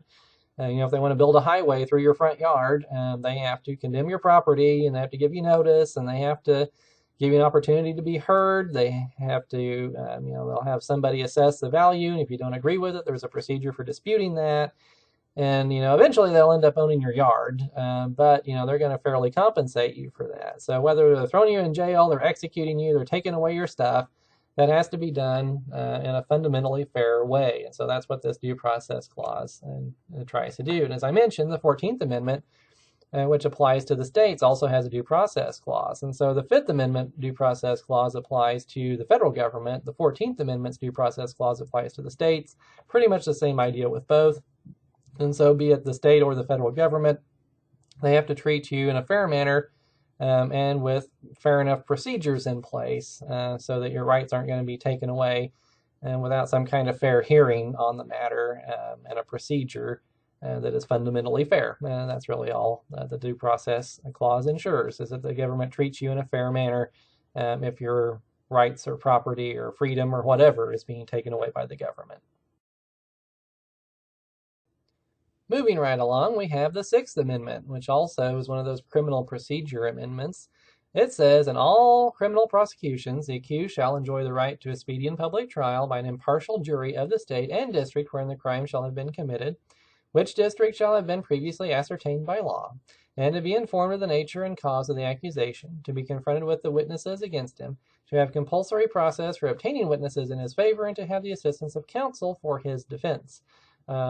Quite a bit going on in here, and again, we'll take it apart one piece at a time. The first thing we see going on is that the right to a criminal trial that is both speedy and public. Why is that important? Well, the speedy trial provision basically makes the government put up or shut up. If there was no right to a speedy trial, there would be nothing to prevent the government from locking you up saying, oh, we think you committed this robbery. And you say, well, I've been in jail now for 6 months. Are you ever going to put me on trial? And the government would say, oh, we're still gathering evidence. And so you might be sitting there rotting in jail and never even get to trial yet. And so that's unfair. We don't want that to happen. We want to force the government to, if it has a case, put it on. And if it doesn't have a case, let you go. And so that's what the speedy trial provision is there for. Like your other rights, this can be waived. And many times a criminal defendant will waive this right because just like the prosecutor would like more time to get his evidence together to try to put you in jail, your defense attorney would also like more time to prepare his defense to try to keep you out of jail. And so sometimes a defendant will waive this right, and that's how you end up with cases that sometimes seem like they drag on for years and years. It's because this right has been waived. But otherwise, the government will have to bring you to trial fairly quickly and either let you go or lock you up, one or the other, but they can't just keep you in jail indefinitely. The reason that we want public trials is we don't want the government accusing people and trying them in secret. We want, if the government is locking up its own people, we want that to be public so we can all be sure that it's fair and know what's going on. There have been many governments around the world, like the Soviet Union in the days of Stalin, where people were accused of crimes and locked up without any kind of public trial. No one knew what happened to them. They just end up in Siberia or dead or whatever. And so we don't want that. We want whatever the government does trying to prosecute its own citizens, we want that out in the open. And so we know what's going on with that. So if you wanted to go down to the courthouse, if there's a criminal trial going on, you can sit in the audience and watch. You don't have to be related to anybody or have any stake in the case or any of that. You can just go down there and watch court happen. And that is probably pretty interesting if you have some time to kill sometime. Of course, you have to turn off your cell phone and obey the rules and do what the judge says, but it is open to the public. And so we want that because we don't want the government going around in secret throwing people in jail without knowing what's going on there. A criminal defendant has the right to a jury trial. And this is kind of important because basically you have the right to be judged by your fellow citizens. Rather than just some judge who was appointed, and sits on the court, and that kind of thing. And so that's important. If you're accused of a crime, the people whose fate is in their hands, they're your fellow citizens. They're people from the same area who are just going about their daily lives and that kind of thing. And so that also is a safeguard because rather than, a judge is a government employee. If the government was corrupt and it was just up to the judge whether you went to jail or not, you can see how that could become a problem. The government could easily lock up people that it didn't like. And so the jury is kind of a safeguard against that because, the prosecutor doesn't just have to convince a judge that you're guilty, but a jury of just common citizens. And so leaving it in their hands tends to make sure the government's not overstepping its bounds that way. You also have the right to know what crime you're being charged with. Again, there are many different countries around the world where you'll get locked up for some unspecified crime, you're not even sure what you were supposed to have done wrong. Well, you can't defend yourself if you don't know what you did wrong, and that's not really fair. And so this amendment makes sure that you have the right to know what crime you're being charged with. We also have the confrontation clause in the Sixth Amendment, and that requires that any witnesses who testify against you in a criminal case must be made available to you as a defendant. So we can't, convict you on the testimony of a witness that you can't cross-examine, or your defense attorney can't cross-examine, try to poke holes in their testimony and that sort of thing. If you're accused of robbing a 7-Eleven, and the witness is up there on the stand, it would be unfair if your defense attorney couldn't cross-examine that witness and ask him how good their eyesight was, and are you sure that you saw it was him, and that kind of thing, and confront them with, maybe something they said that was inconsistent prior to their testimony at the trial, and that sort of stuff. So we want accused people to be able to cross-examine those witnesses who are testifying against them. That's just fair. This really becomes a problem sometimes, though, if the only witness to a crime, for instance, passes away before the case actually goes to trial, and that's happened before. And if that happens, and there hasn't been an opportunity for the defendant to cross-examine that witness, then sometimes that can ruin a whole case, and they'll have to let the accused get away with it, because if we can't get that person on the stand to be cross-examined by the defense attorney, then it's not fair and we can't use their testimony. The way to avoid that is, if you have a witness who's on death's door or something, is you can have some kind of deposition where they're under oath and their testimony is preserved, as long as you have the defense attorney there to do the cross-examination while they're still alive. You can play that video at trial or something. But anyway, again, this is an important right. Also, we have a very important right in the Sixth Amendment, which is the right to counsel. That means that you're guaranteed the right to an attorney, the familiar Miranda rights, that's mentioned in there. And so if you're accused of a crime, if you can't afford an attorney, one will be provided for you. Then we have public defenders now who are paid just to represent poor people in criminal cases. So you're guaranteed an attorney. And some people sometimes get kind of irate about this, like, well, why are we paying for, this criminal's lawyer that he can't afford himself? That's not fair. Well, our system, and we'll look at this more when we talk about the judicial branch anyway, but our system is set up to be what we call an adversarial system. In other words, we have two sides who are arguing about a case. We have the prosecutor and the defendant, basically what they do is they put on their version of the facts and try to convince somebody that they're right, either the judge or the jury or both. And each one puts on their best case and tries to poke as many holes as they can in the other person's case, and then the judge and the jury are sitting there listening to all this go on, and they try to figure out, well, who did the better job? And that's how we arrive at the truth. And so our system depends upon two able adversaries putting on a really good case on both sides. And if we don't have the same level of skill putting on that case on both sides of the aisle there, our system breaks down. And so if we have a really, really skilled prosecutor putting on the prosecution's case, and then we have someone who's accused of the crime who can't afford an attorney, and they don't know how to read and write, for instance, and so they're there, they don't understand the law or the rules of evidence or any of that stuff. How in the world are they supposed to put on a convincing case? And so even if, maybe they are innocent, maybe they're not guilty of the crime, but there they are, and they can't, they have a silver-tongued prosecutor who's making them look like the devil, and there they are, not understanding what's going on or how to put on evidence or how to question witnesses or anything. Our system breaks down because it really does depend on basically equal levels of skill on both sides, or it just doesn't work. And so we require that defendants have the right to counsel if they want it. Sometimes they will turn that down and want to represent themselves, and they have that right too, as long as they, are competent. But anyway, everyone has the right to counsel. One interesting side effect of this right is if an accused criminal is being questioned by the police and he says, I want a lawyer, the police must stop asking him questions until an attorney is provided. And with the right to remain silent, if you invoke that, they might be able to come back later and ask you, well, you still want to stay silent, or are you ready to answer some questions now?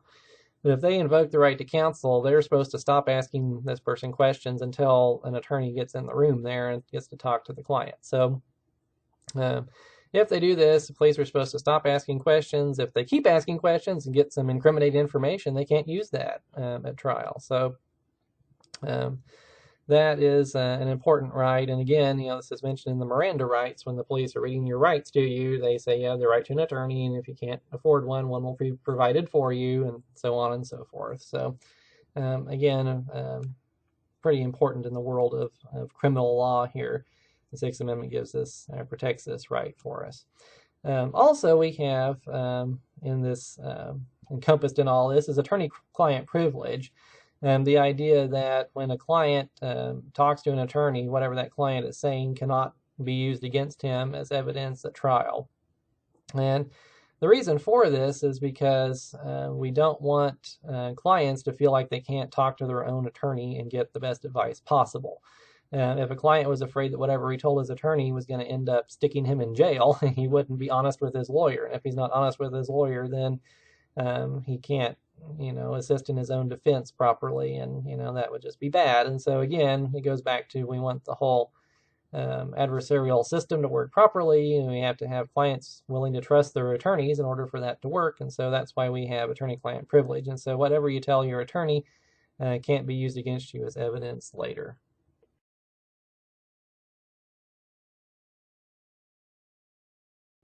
Well, now we have the Seventh Amendment, and it says, in suits at common law, where the value in controversy shall exceed $20, the right of trial by jury shall be preserved, and no fact tried by a jury shall be otherwise re-examined in any court of the United States than according to the rules of the common law.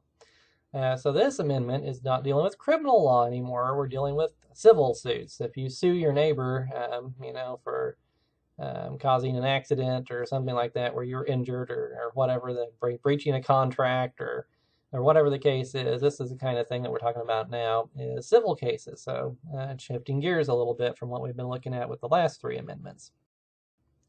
So the Seventh Amendment talks about giving the parties the right to a jury trial in civil cases in federal court. And I can't emphasize that enough. It only applies to federal court, not state courts. And we'll look at that in more detail when we cover the court system later on. But the state courts and the federal courts are two separate systems. 90% of the work is done in state courts. It's really hard to get your case into federal court. Most of the time, it has to be a pretty special case. And so, for the most part, this is only going to apply to very few cases anyway. This is one situation where our founding fathers really weren't thinking too far ahead. They weren't thinking about inflation, and so they put in this $20 requirement, and their idea was to make sure that the most important civil cases got a jury trial. Well, for them, $20 was a whole lot of money. For us, it's almost nothing. And so if every case, you wouldn't file suit against someone for less than $20 anyway nowadays. The filing fee is usually like $100 for a regular civil case. And so that's not going to happen too often. And so basically every single civil case would be entitled to a jury trial if we followed this in all of our courts. And so this has not been applied to the states through the incorporation doctrine, nor will it ever be, because it would cause immense amounts of trouble if we did that. Because that means that all the stupid little penny ante cases like you see on Judge Judy, where we're arguing over a couple $100 worth of rent, all of those would be entitled to a jury trial. And a jury trial is extremely expensive, extremely hassle. And you're inconveniencing, 12 people who could be at work doing something productive, coming in for this jury duty. It's expensive for the court system to have juries. It slows things down tremendously if you have to bring in a jury and try to, pick members of the jury, and you make sure that they don't have any conflicts or they don't know anyone who's involved in the case, and that they can be impartial and fair, and on and on and on. It's really quite an undertaking, and it's expensive. And so thank goodness, at least, it only applies to federal courts. It's not been applied to the state courts through the incorporation doctrine. It's not ever going to be, because that $20 is stuck in there. Since it's only applies to the federal courts, the states can create small claims courts. And so what the states have done is, if you do have one of those disputes over, a couple $100 or something, you can sue someone in small claims court, where it's just you and whoever you're bickering with and the judge. and there's no jury, and then you can kind of settle that there. And so that tends to work pretty well. It's very efficient for solving these little disputes. Well, this would cause problems for the federal courts as well, except that Congress has created what they call an amount in controversy requirement. And we'll cover that in some detail when we look at the court system. But basically, you can't get into the federal courts anyway for a lot of types of cases unless you're dealing with more than $75,000 in the first place. And so a case that's $20 isn't going to get to federal court anyway a lot of the time. So this really doesn't cause too much problem in today's world, and they've kind of worked their way around it. But anyway, it was designed to give you a jury trial in really important civil cases. And truth be told, the way that the law works, if you do have a really big civil case, you normally can get a jury trial anyway, even without this amendment's help. So it doesn't really help us out that much anymore. With good intentions, but they should have indexed for inflation. But considering that they did a really good job on almost everything else, and they probably could never have figured out that we would be here in 2015 griping about this, and the Founding Fathers did pretty well, so we won't be too hard on them for that.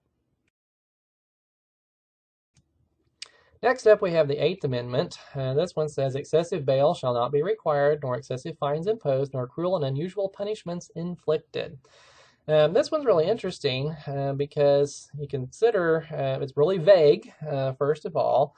It's open to interpretation, and if you consider what they were doing to criminals in 1789, their standards were much different than ours. Nowadays, America is one of the few countries in the world, really, that still imposes capital punishment, for instance. Most countries, will lock people up for the rest of their lives, but they will not execute them. And so we're kind of in the minority among, civilized democracies on that. But in 1789, of course, they would hang you for stealing a horse. They would hang you for the crime of rape. They would hang you for lots of things that they wouldn't execute you for now. And they would do all kinds of fun things like, lock you in stocks or whip you or whatever the case may be. So as we have evolved as a society, the Supreme Court has told us that our standards under the Eighth Amendment have also changed. And so, for instance, nowadays, the Supreme Court has told us that because of the Eighth Amendment, we cannot execute people for committing any crime other than murder, because what they say is, the punishment has to fit the crime, and, murder is doesn't get any worse than that, really. And so the only thing that fits execution, matches up with that is taking another human's life through murder. So we can't do that. We can't execute people who committed murder but when they were younger than 18. We can't execute people who committed a murder if they were mentally retarded. And so there's been all these different restrictions and things placed on us by the Eighth Amendment. And so as time goes on, the Supreme Court keeps changing, its view of this amendment and what it requires in today's conditions. So this has been kind of an interesting one to watch as it's changed over the decades of time. One way that it comes up commonly is in prison conditions, because people, prisoners, will sometimes file lawsuits against the government, accusing them of mistreating them in prison and saying that they're being punished cruelly and unusually. Maybe they don't have access to the medical care that they think they deserve, or maybe they're in solitary confinement and don't see the light of day anymore, get to interact with other prisoners or whatever. So this comes up in lawsuits from prisoners from time to time who are griping about the conditions of the prison itself. Again, the death penalty is where this is really a hot topic in today's world. So again, it can only be imposed, the death penalty can only be imposed for the crime of murder now, and as late as the 60s and maybe into the 70s. People were sentenced to death for rape, but no, we no longer do that because of the Eighth Amendment and our changing standards of society. Who can be executed is another one that's cropped up again. I mentioned that, people with mental disabilities cannot be executed. They don't maybe properly understand the crime and the consequences when they committed it. Same is true of minors, people who committed crimes when they were younger than 18 may not have appreciated the consequences of that, so it's unfair to execute them as well. The one that's really a hot topic now how can the sentence be carried out? How can we execute people in a way that doesn't subject them to excessive amounts of pain and discomfort and whatever? And if we don't torture people to death, and so we're supposed to, if we're going to execute them, we try to carry it out in a way that's relatively painless and humane, I guess, if you can kill someone in a humane manner. That's being litigated now about the types of execution drugs that can be used, and do they suffer pain when they're being executed, and all those sorts of things. So this has continued to change. And honestly, so long as the court looks to the evolving standards of decency, it seems that, because the court seems to think that as a society, we're becoming more and more evolved all the time. It seems like it's inevitable that eventually the Supreme Court will decide that our society has evolved to a point where the death penalty is probably not appropriate at all.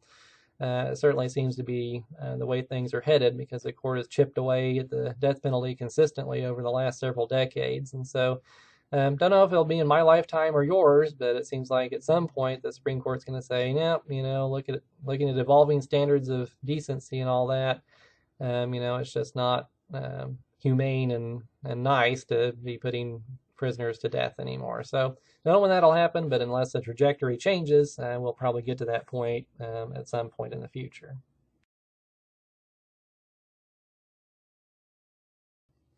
The Ninth Amendment's pretty short. It just says the enumeration in the Constitution of certain rights shall not be construed to deny or disparage others retained by the people.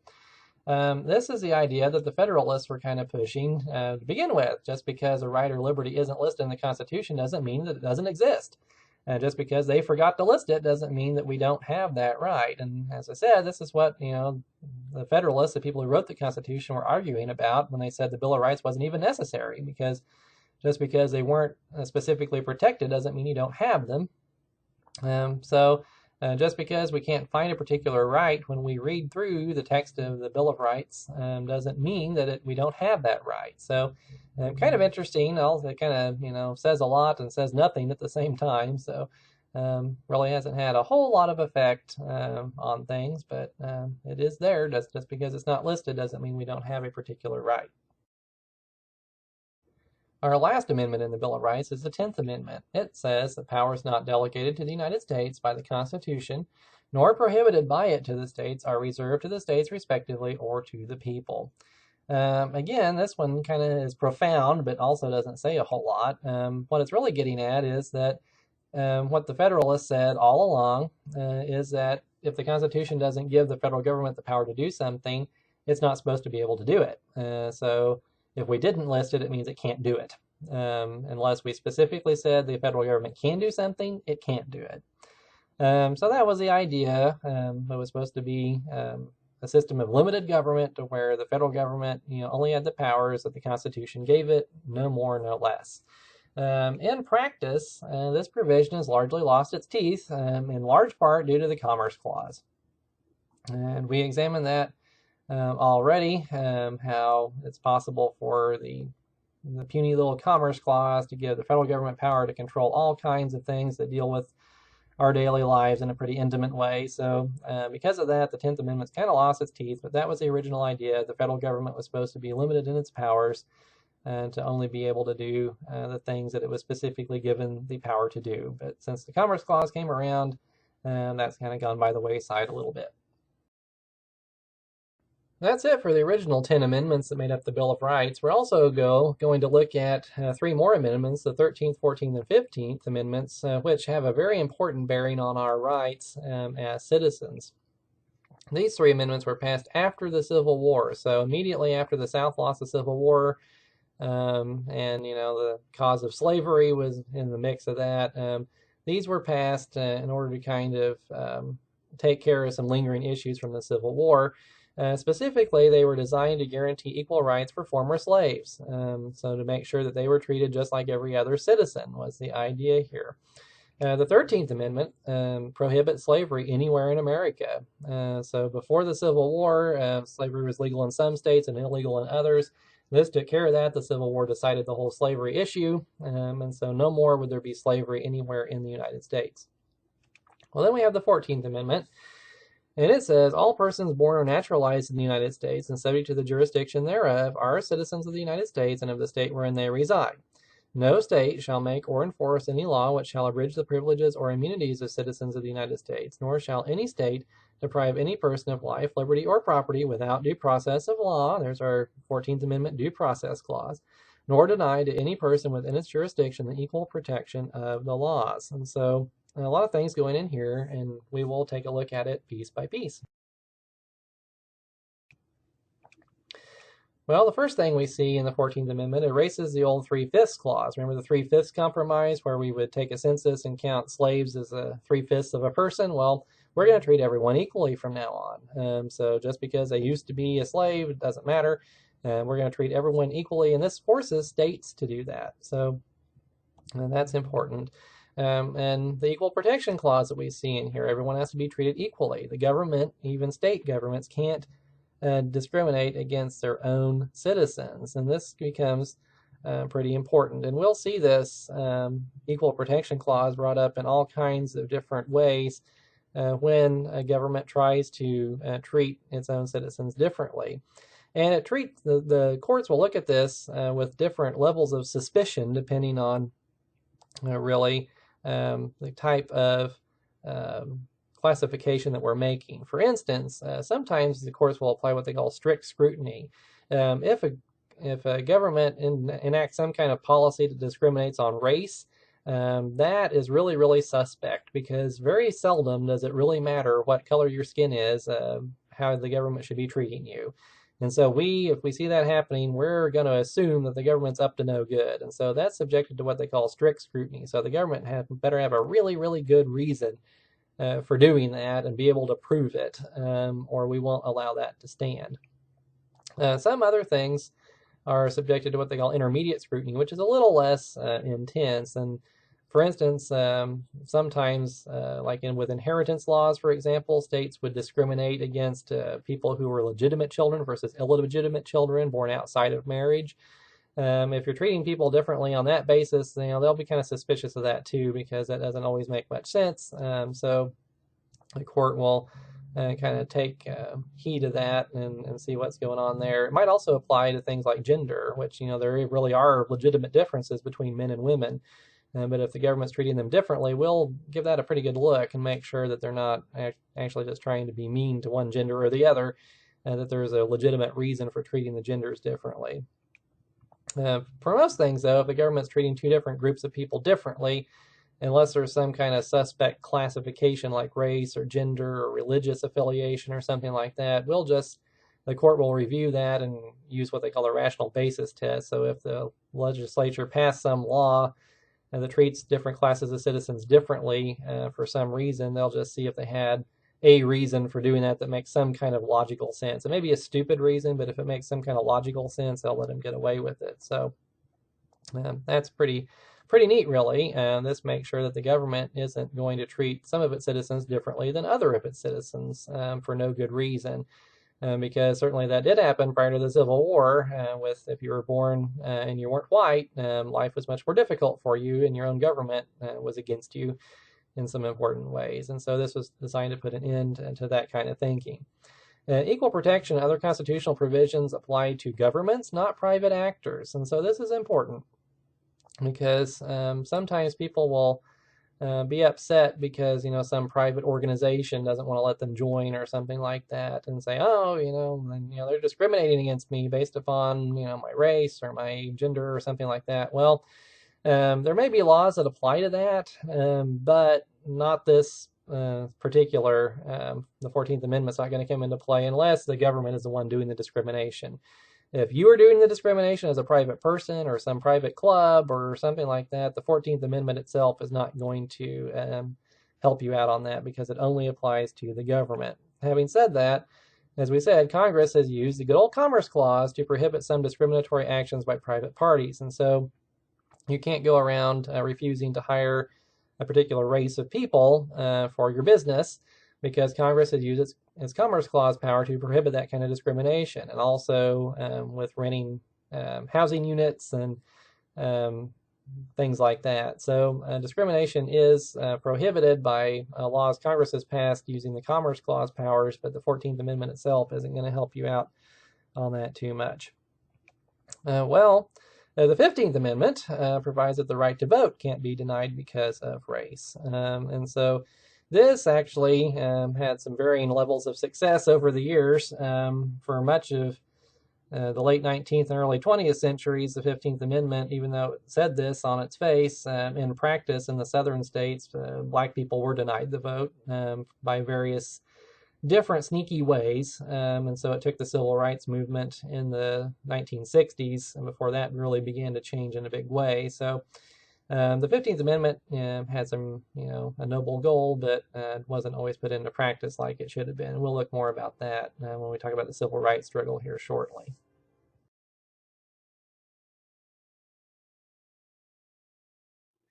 What we're going to look at now is a very important right, and that is the right to privacy.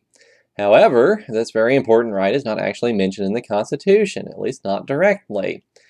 Nonetheless, the United States Supreme Court assures us that it's in there. Well, how in the world did that happen? Well, let's look at how this right came to be defined. Back in the early 1960s, there was a case called Griswold versus Connecticut. And the facts of Griswold are kind of unusual and startling to our modern ears because the world was a very, very different place in the late 1950s, early 1960s when this case came about. And in Connecticut during that time, birth control was illegal. So you could not use contraception legally, could not be advised to do it by your doctor. And the reasons for that are beyond the scope of this class, and I have no idea why, but that's what they did in Connecticut in the early 1960s. And so there was a doctor who was visited by this married couple. They were his patients, and they said, "We would really like to use birth control. How would we do that?" And the doctor told them. And somebody found out about this, and the doctor was charged with a crime of violating this law that was on the books in Connecticut. Well, the doctor didn't take that sitting down. He fought that all the way to the United States Supreme Court, saying this was a dumb idea. And what the Supreme Court ended up deciding was that, in fact, this law that the doctor was charged with violating was unconstitutional. And it was unconstitutional because it invaded the right to privacy. And the Supreme Court said, well, it's not mentioned specifically in the Constitution, but there is, in fact, a right to privacy. And there's nothing more private than a married couple doing married couple things in the privacy of their own home, or talking to their doctor about it, for that matter. And so this law has the government nosing into those things where it does not belong.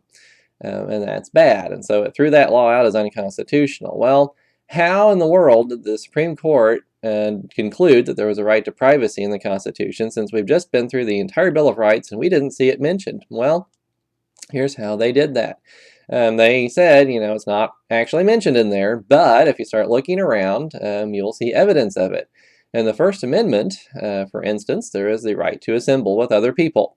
Nothing in there suggests that that has to be in a public venue, so you could have the right to assemble with other people in the privacy of your own home, or in an auditorium where you could lock the doors and keep the rest of the world out. And so implied within there is a right to assemble with other people, get together in private without the government interfering.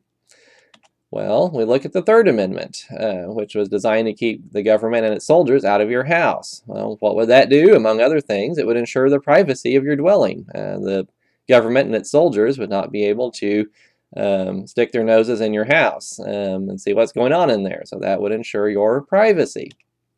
If you look at the Fourth Amendment, which prohibits unreasonable searches and seizures, that really goes to the heart of this. It keeps the government from nosing around in your affairs without probable cause and a warrant and all that stuff. So that goes a long way to ensuring that the government respects your privacy. The Fifth Amendment has the right to remain silent. Well, that protects the privacy of your thoughts. Whatever is running around in your head, you do not have to share that with the government if you don't want to. And so, again, your privacy is protected. And so the Supreme Court looked at all these things going on in the Bill of Rights and said the penumbra of these rights, which is just a fancy word for shadow, implies that we all have a constitutional right to privacy. So it's not mentioned explicitly, but if you get to looking around, clearly the idea of privacy was on the minds of the Founding Fathers when they were writing all this stuff. And so the Supreme Court said, it's always been there. No one has defined it until now, but we're going to define it and say, once and for all, there is a right to privacy in the Constitution. And that's what they did. And Griswold touched off a whole line of cases that is still developing today. And so, according to the Supreme Court, we have a right to privacy.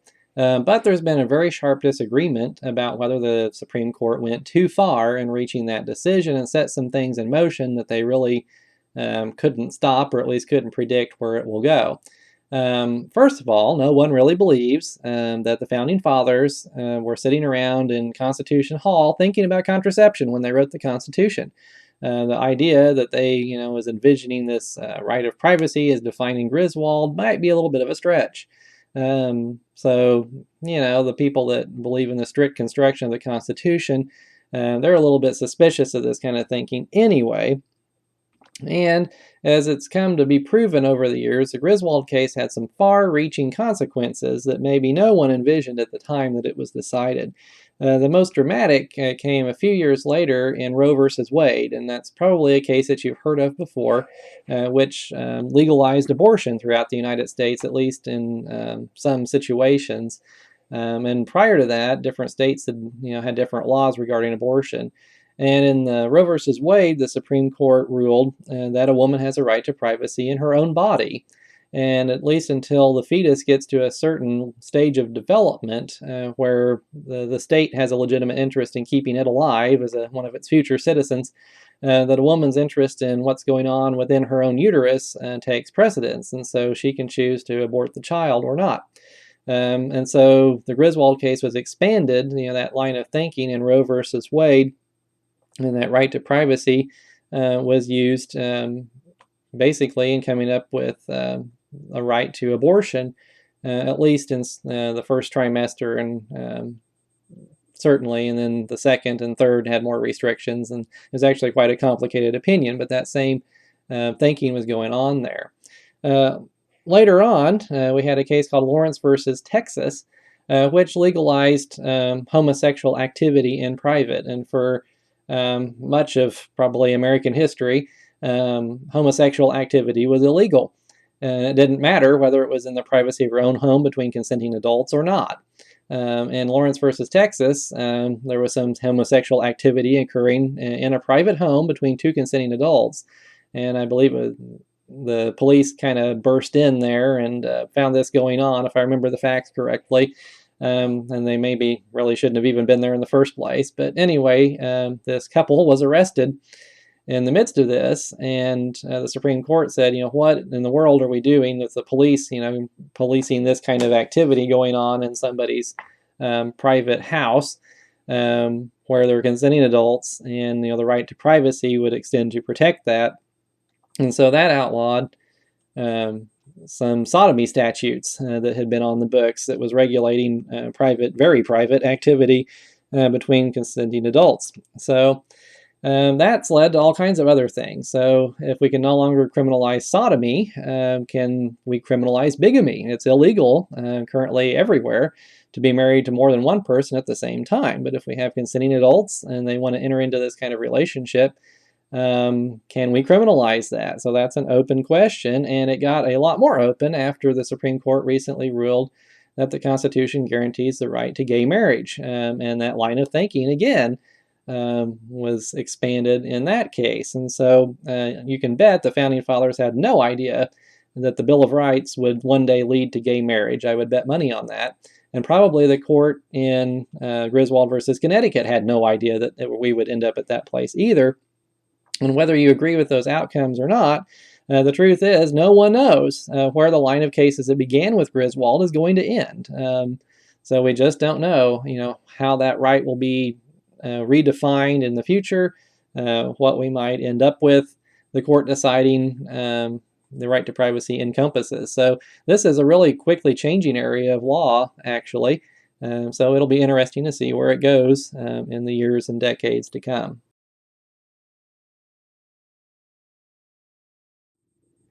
We're going to shift gears now, and we've been talking about civil liberties, the basic rights that we have that are guaranteed by the Constitution.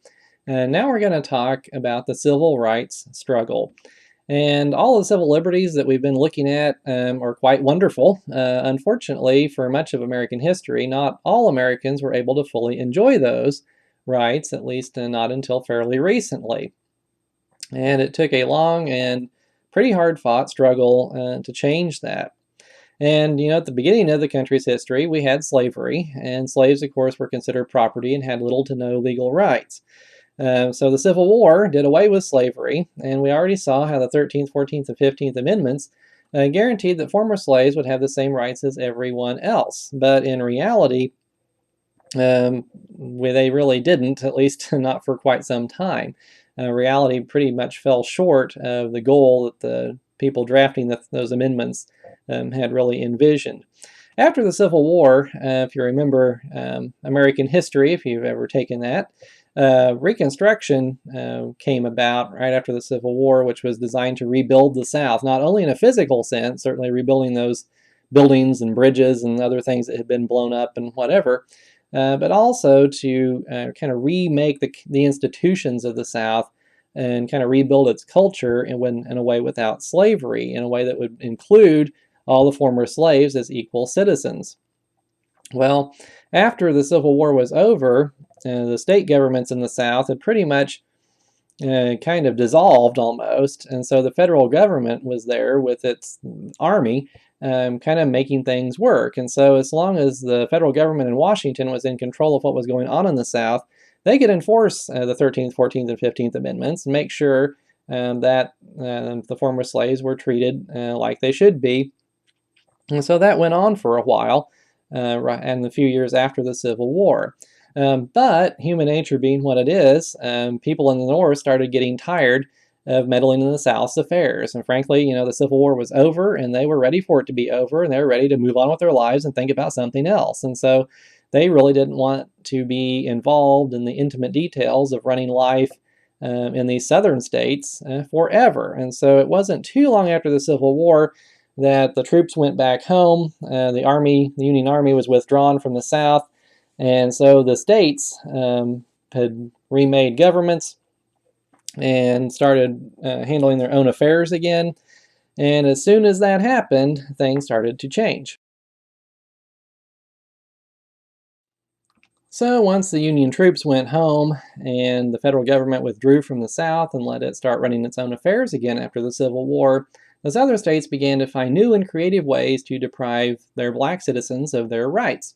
Even though we had the 13th, 14th, and 15th Amendments passed, they found new ways to marginalize their black citizens. And the most important thing they had to figure out a way to do if they were going to keep their black citizens in line, they thought, was to find a way to keep them from voting, because these amendments that had been passed right after the Civil War guaranteed the right to vote for former slaves and people of all races and all of that. And so they needed to find a way to intimidate them to keep them from voting, because if they could vote, they had power. And the white people running these states wanted all the power and didn't want black people to have any of it. And so they had to figure out a way to keep them, most of them at least, from being able to vote.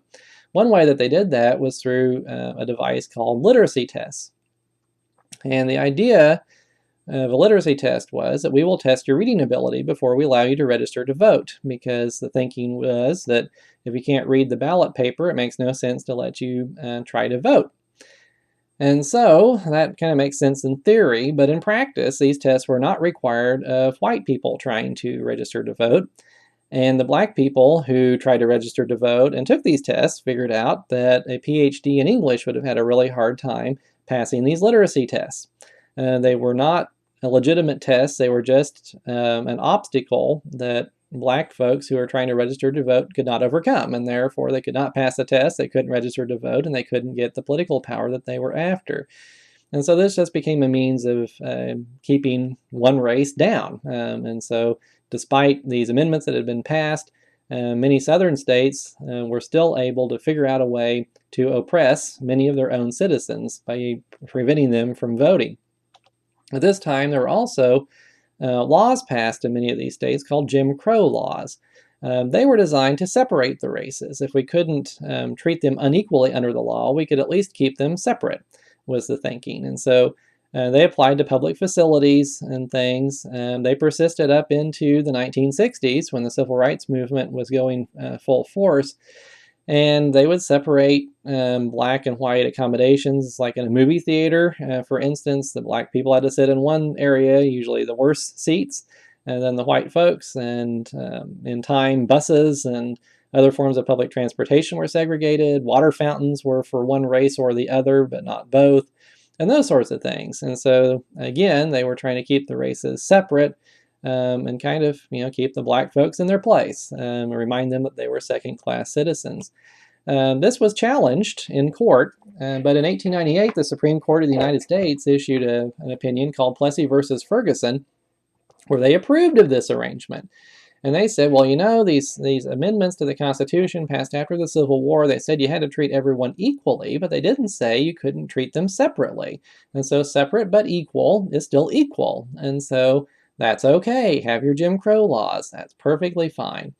And so the southern states were given free rein to keep oppressing their black citizens for a very long time. However, eventually, there was a fight back. The NAACP, the National Association for the Advancement of Colored People, had lawyers who started fighting back and trying to chip away at these discriminatory laws, and they finally started making progress.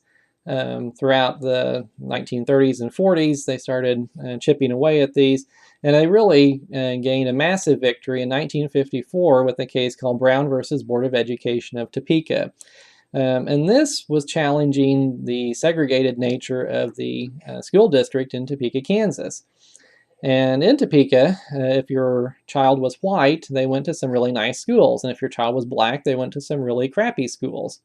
And so the Brown case involved some of these black families challenging that separation, because Plessy versus Ferguson said that separate but equal was okay, but here separate was clearly not equal. And so they challenged that discrimination. Well, they won.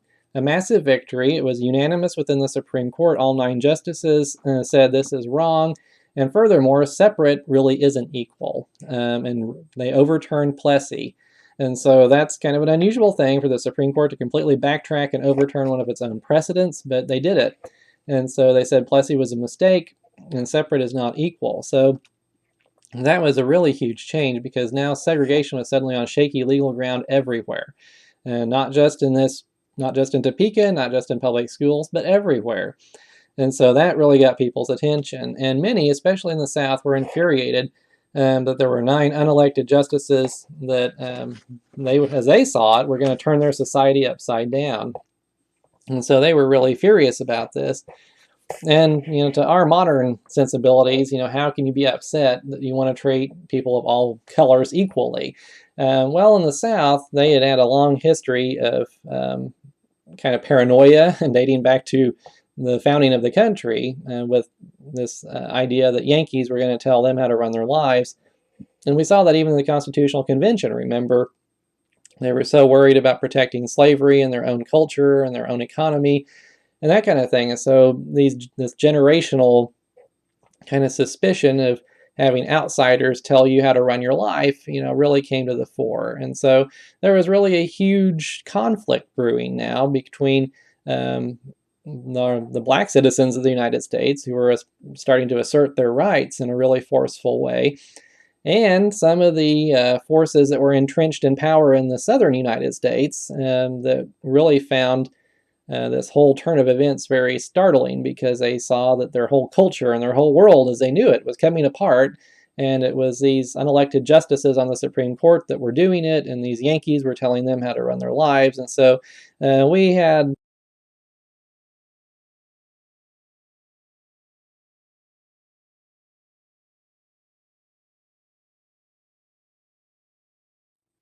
well, After Brown, blacks began to find their own voice and began demanding equal rights. It was really very encouraging to the civil rights movement, as it came to be known, where they were demanding that they be treated equally as the Constitution said that they ought to be.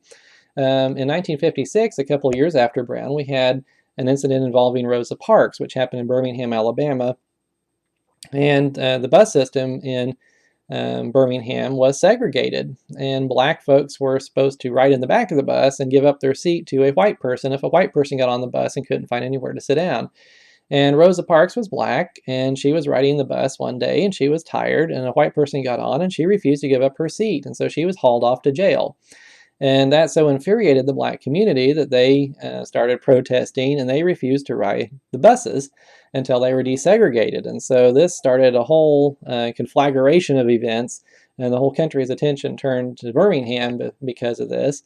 And it was during this time that we had a young minister named Martin Luther King Jr. who came on the scene and started organizing this movement to overturn the segregation that was there. And so really there started to be a huge movement developing to overturn this segregation.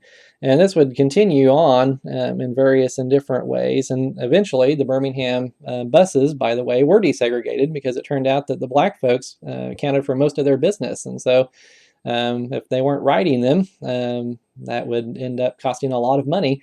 And the black folks decided to boycott the bus system. So anyway, that ended up working.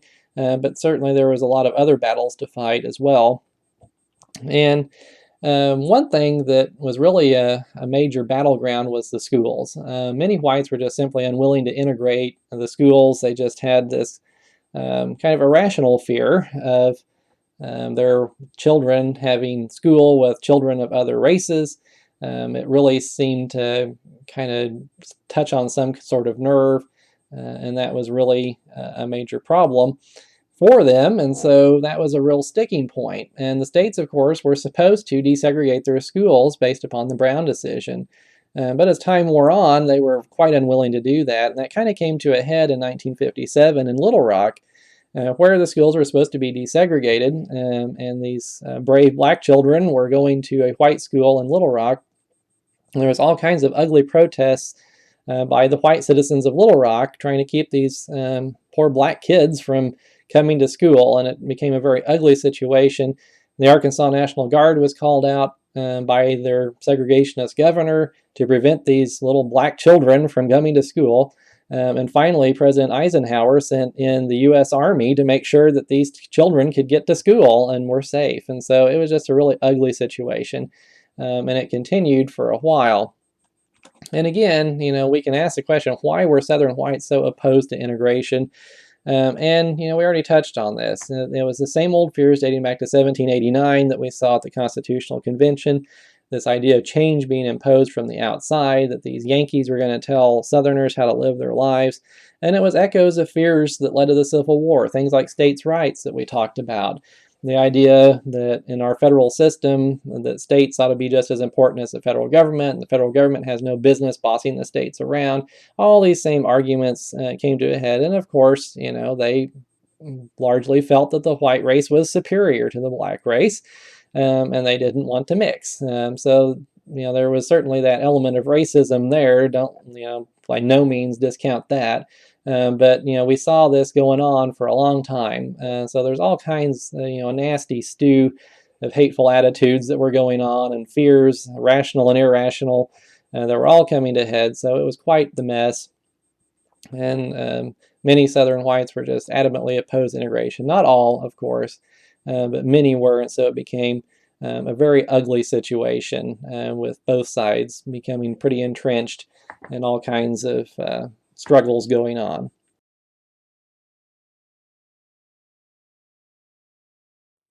So we had a very ugly conflict on our hands here, but progress did come slowly. It was slow, but it did happen. And in 1962, my alma mater, the University of Arkansas, admitted its first black students, which was a first of public universities in the South to do that. So that was exciting.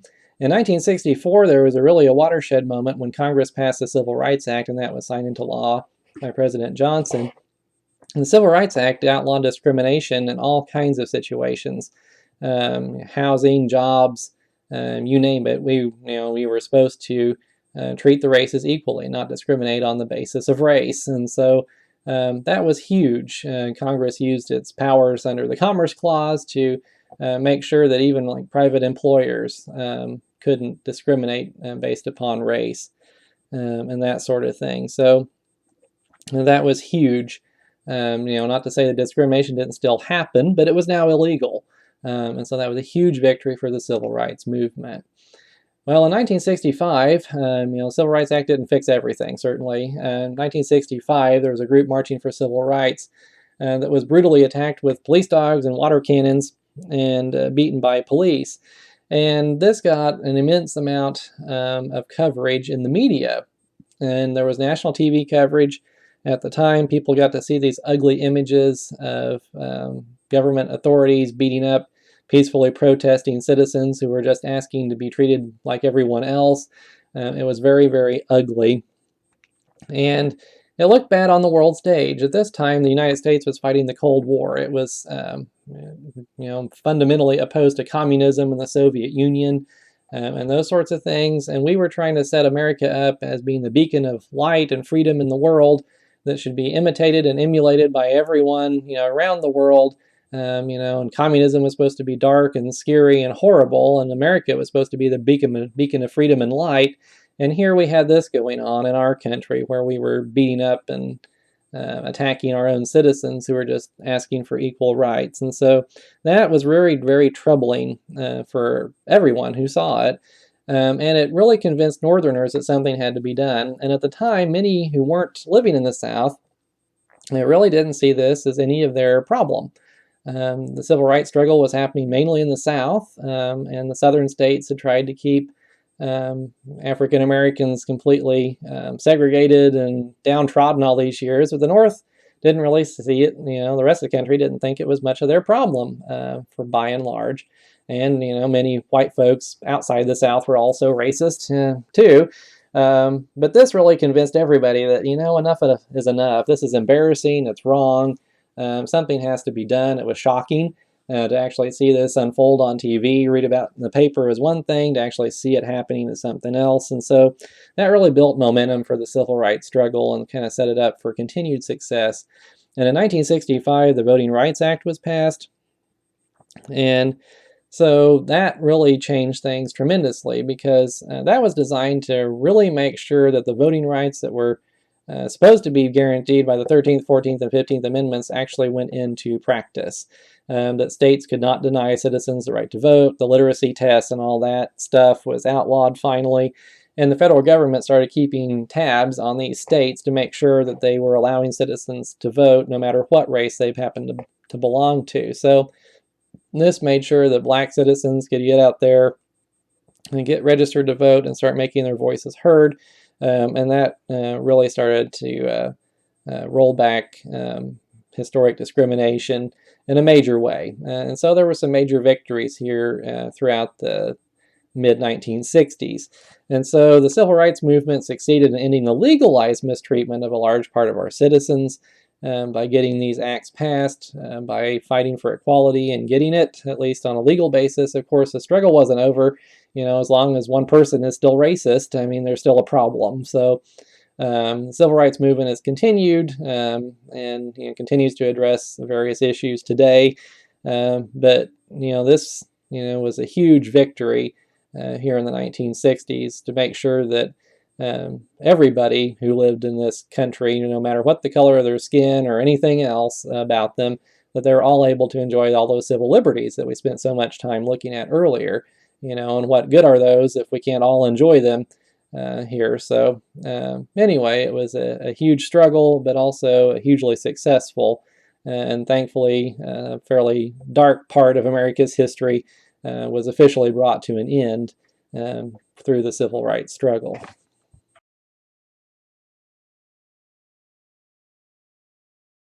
Our look at civil rights wouldn't be complete if we didn't also look at the struggle for gender equality and women's rights.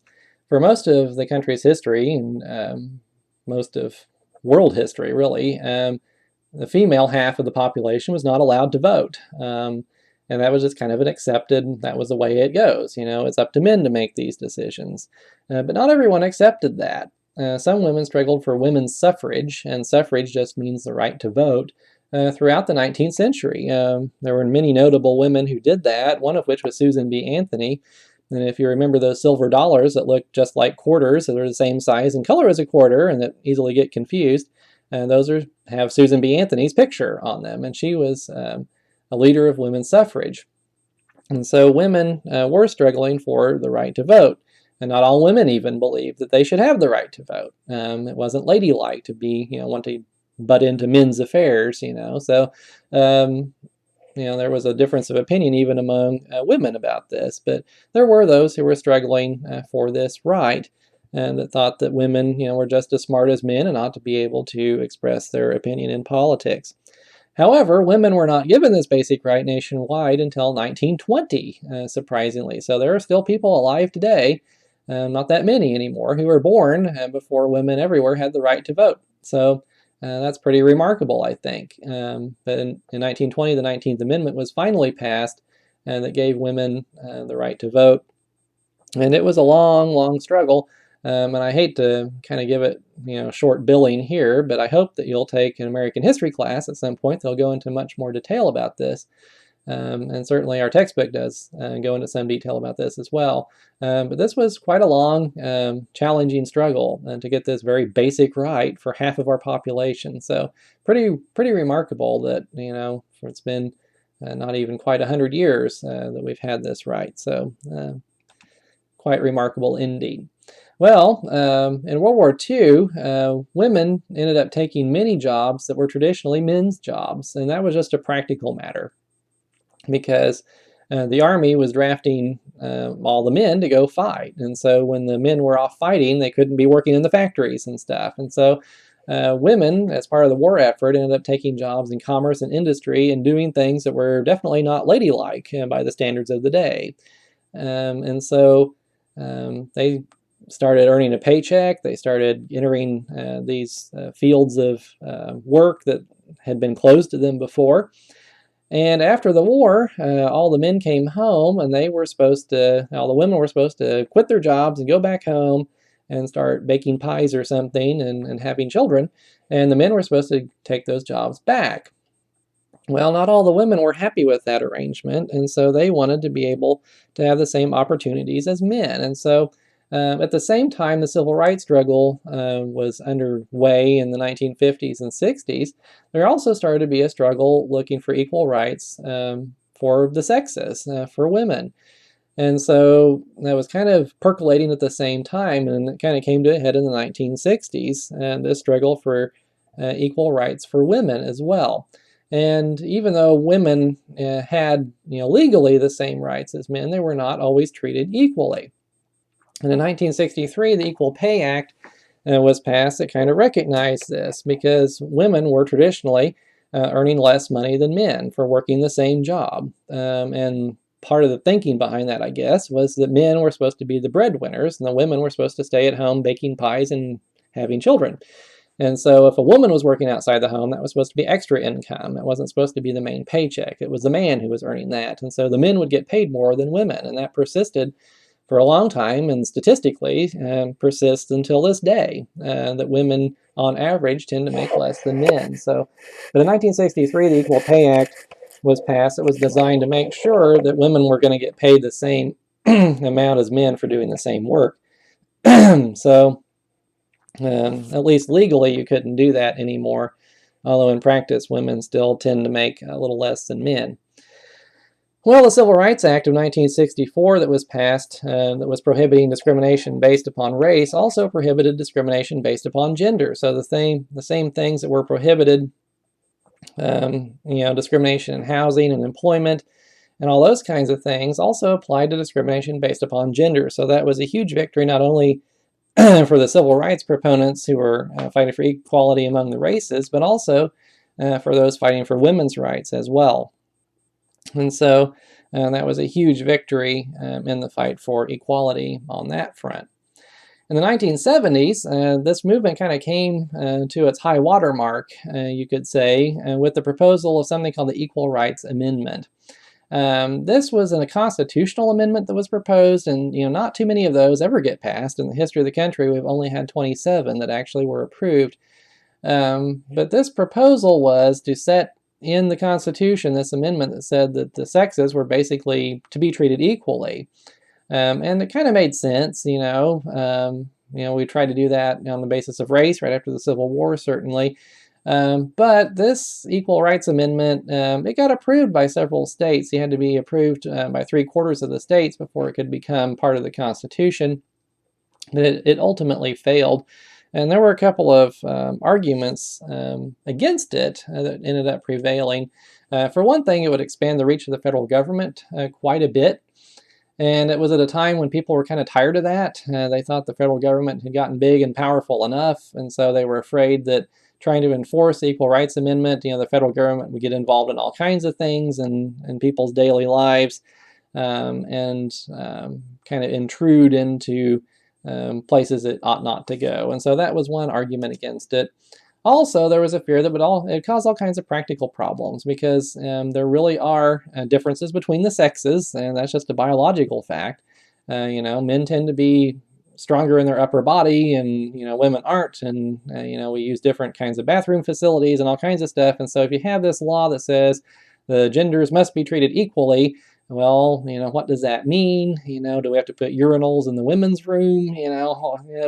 People were kind of fuzzy about, what it would do and what unintended consequences it might have. Suddenly, if we instituted the draft, if we went to war, would women suddenly be drafted into the military because we have to treat them equally? It was just, people started kind of scratching their head, do we really want to do this?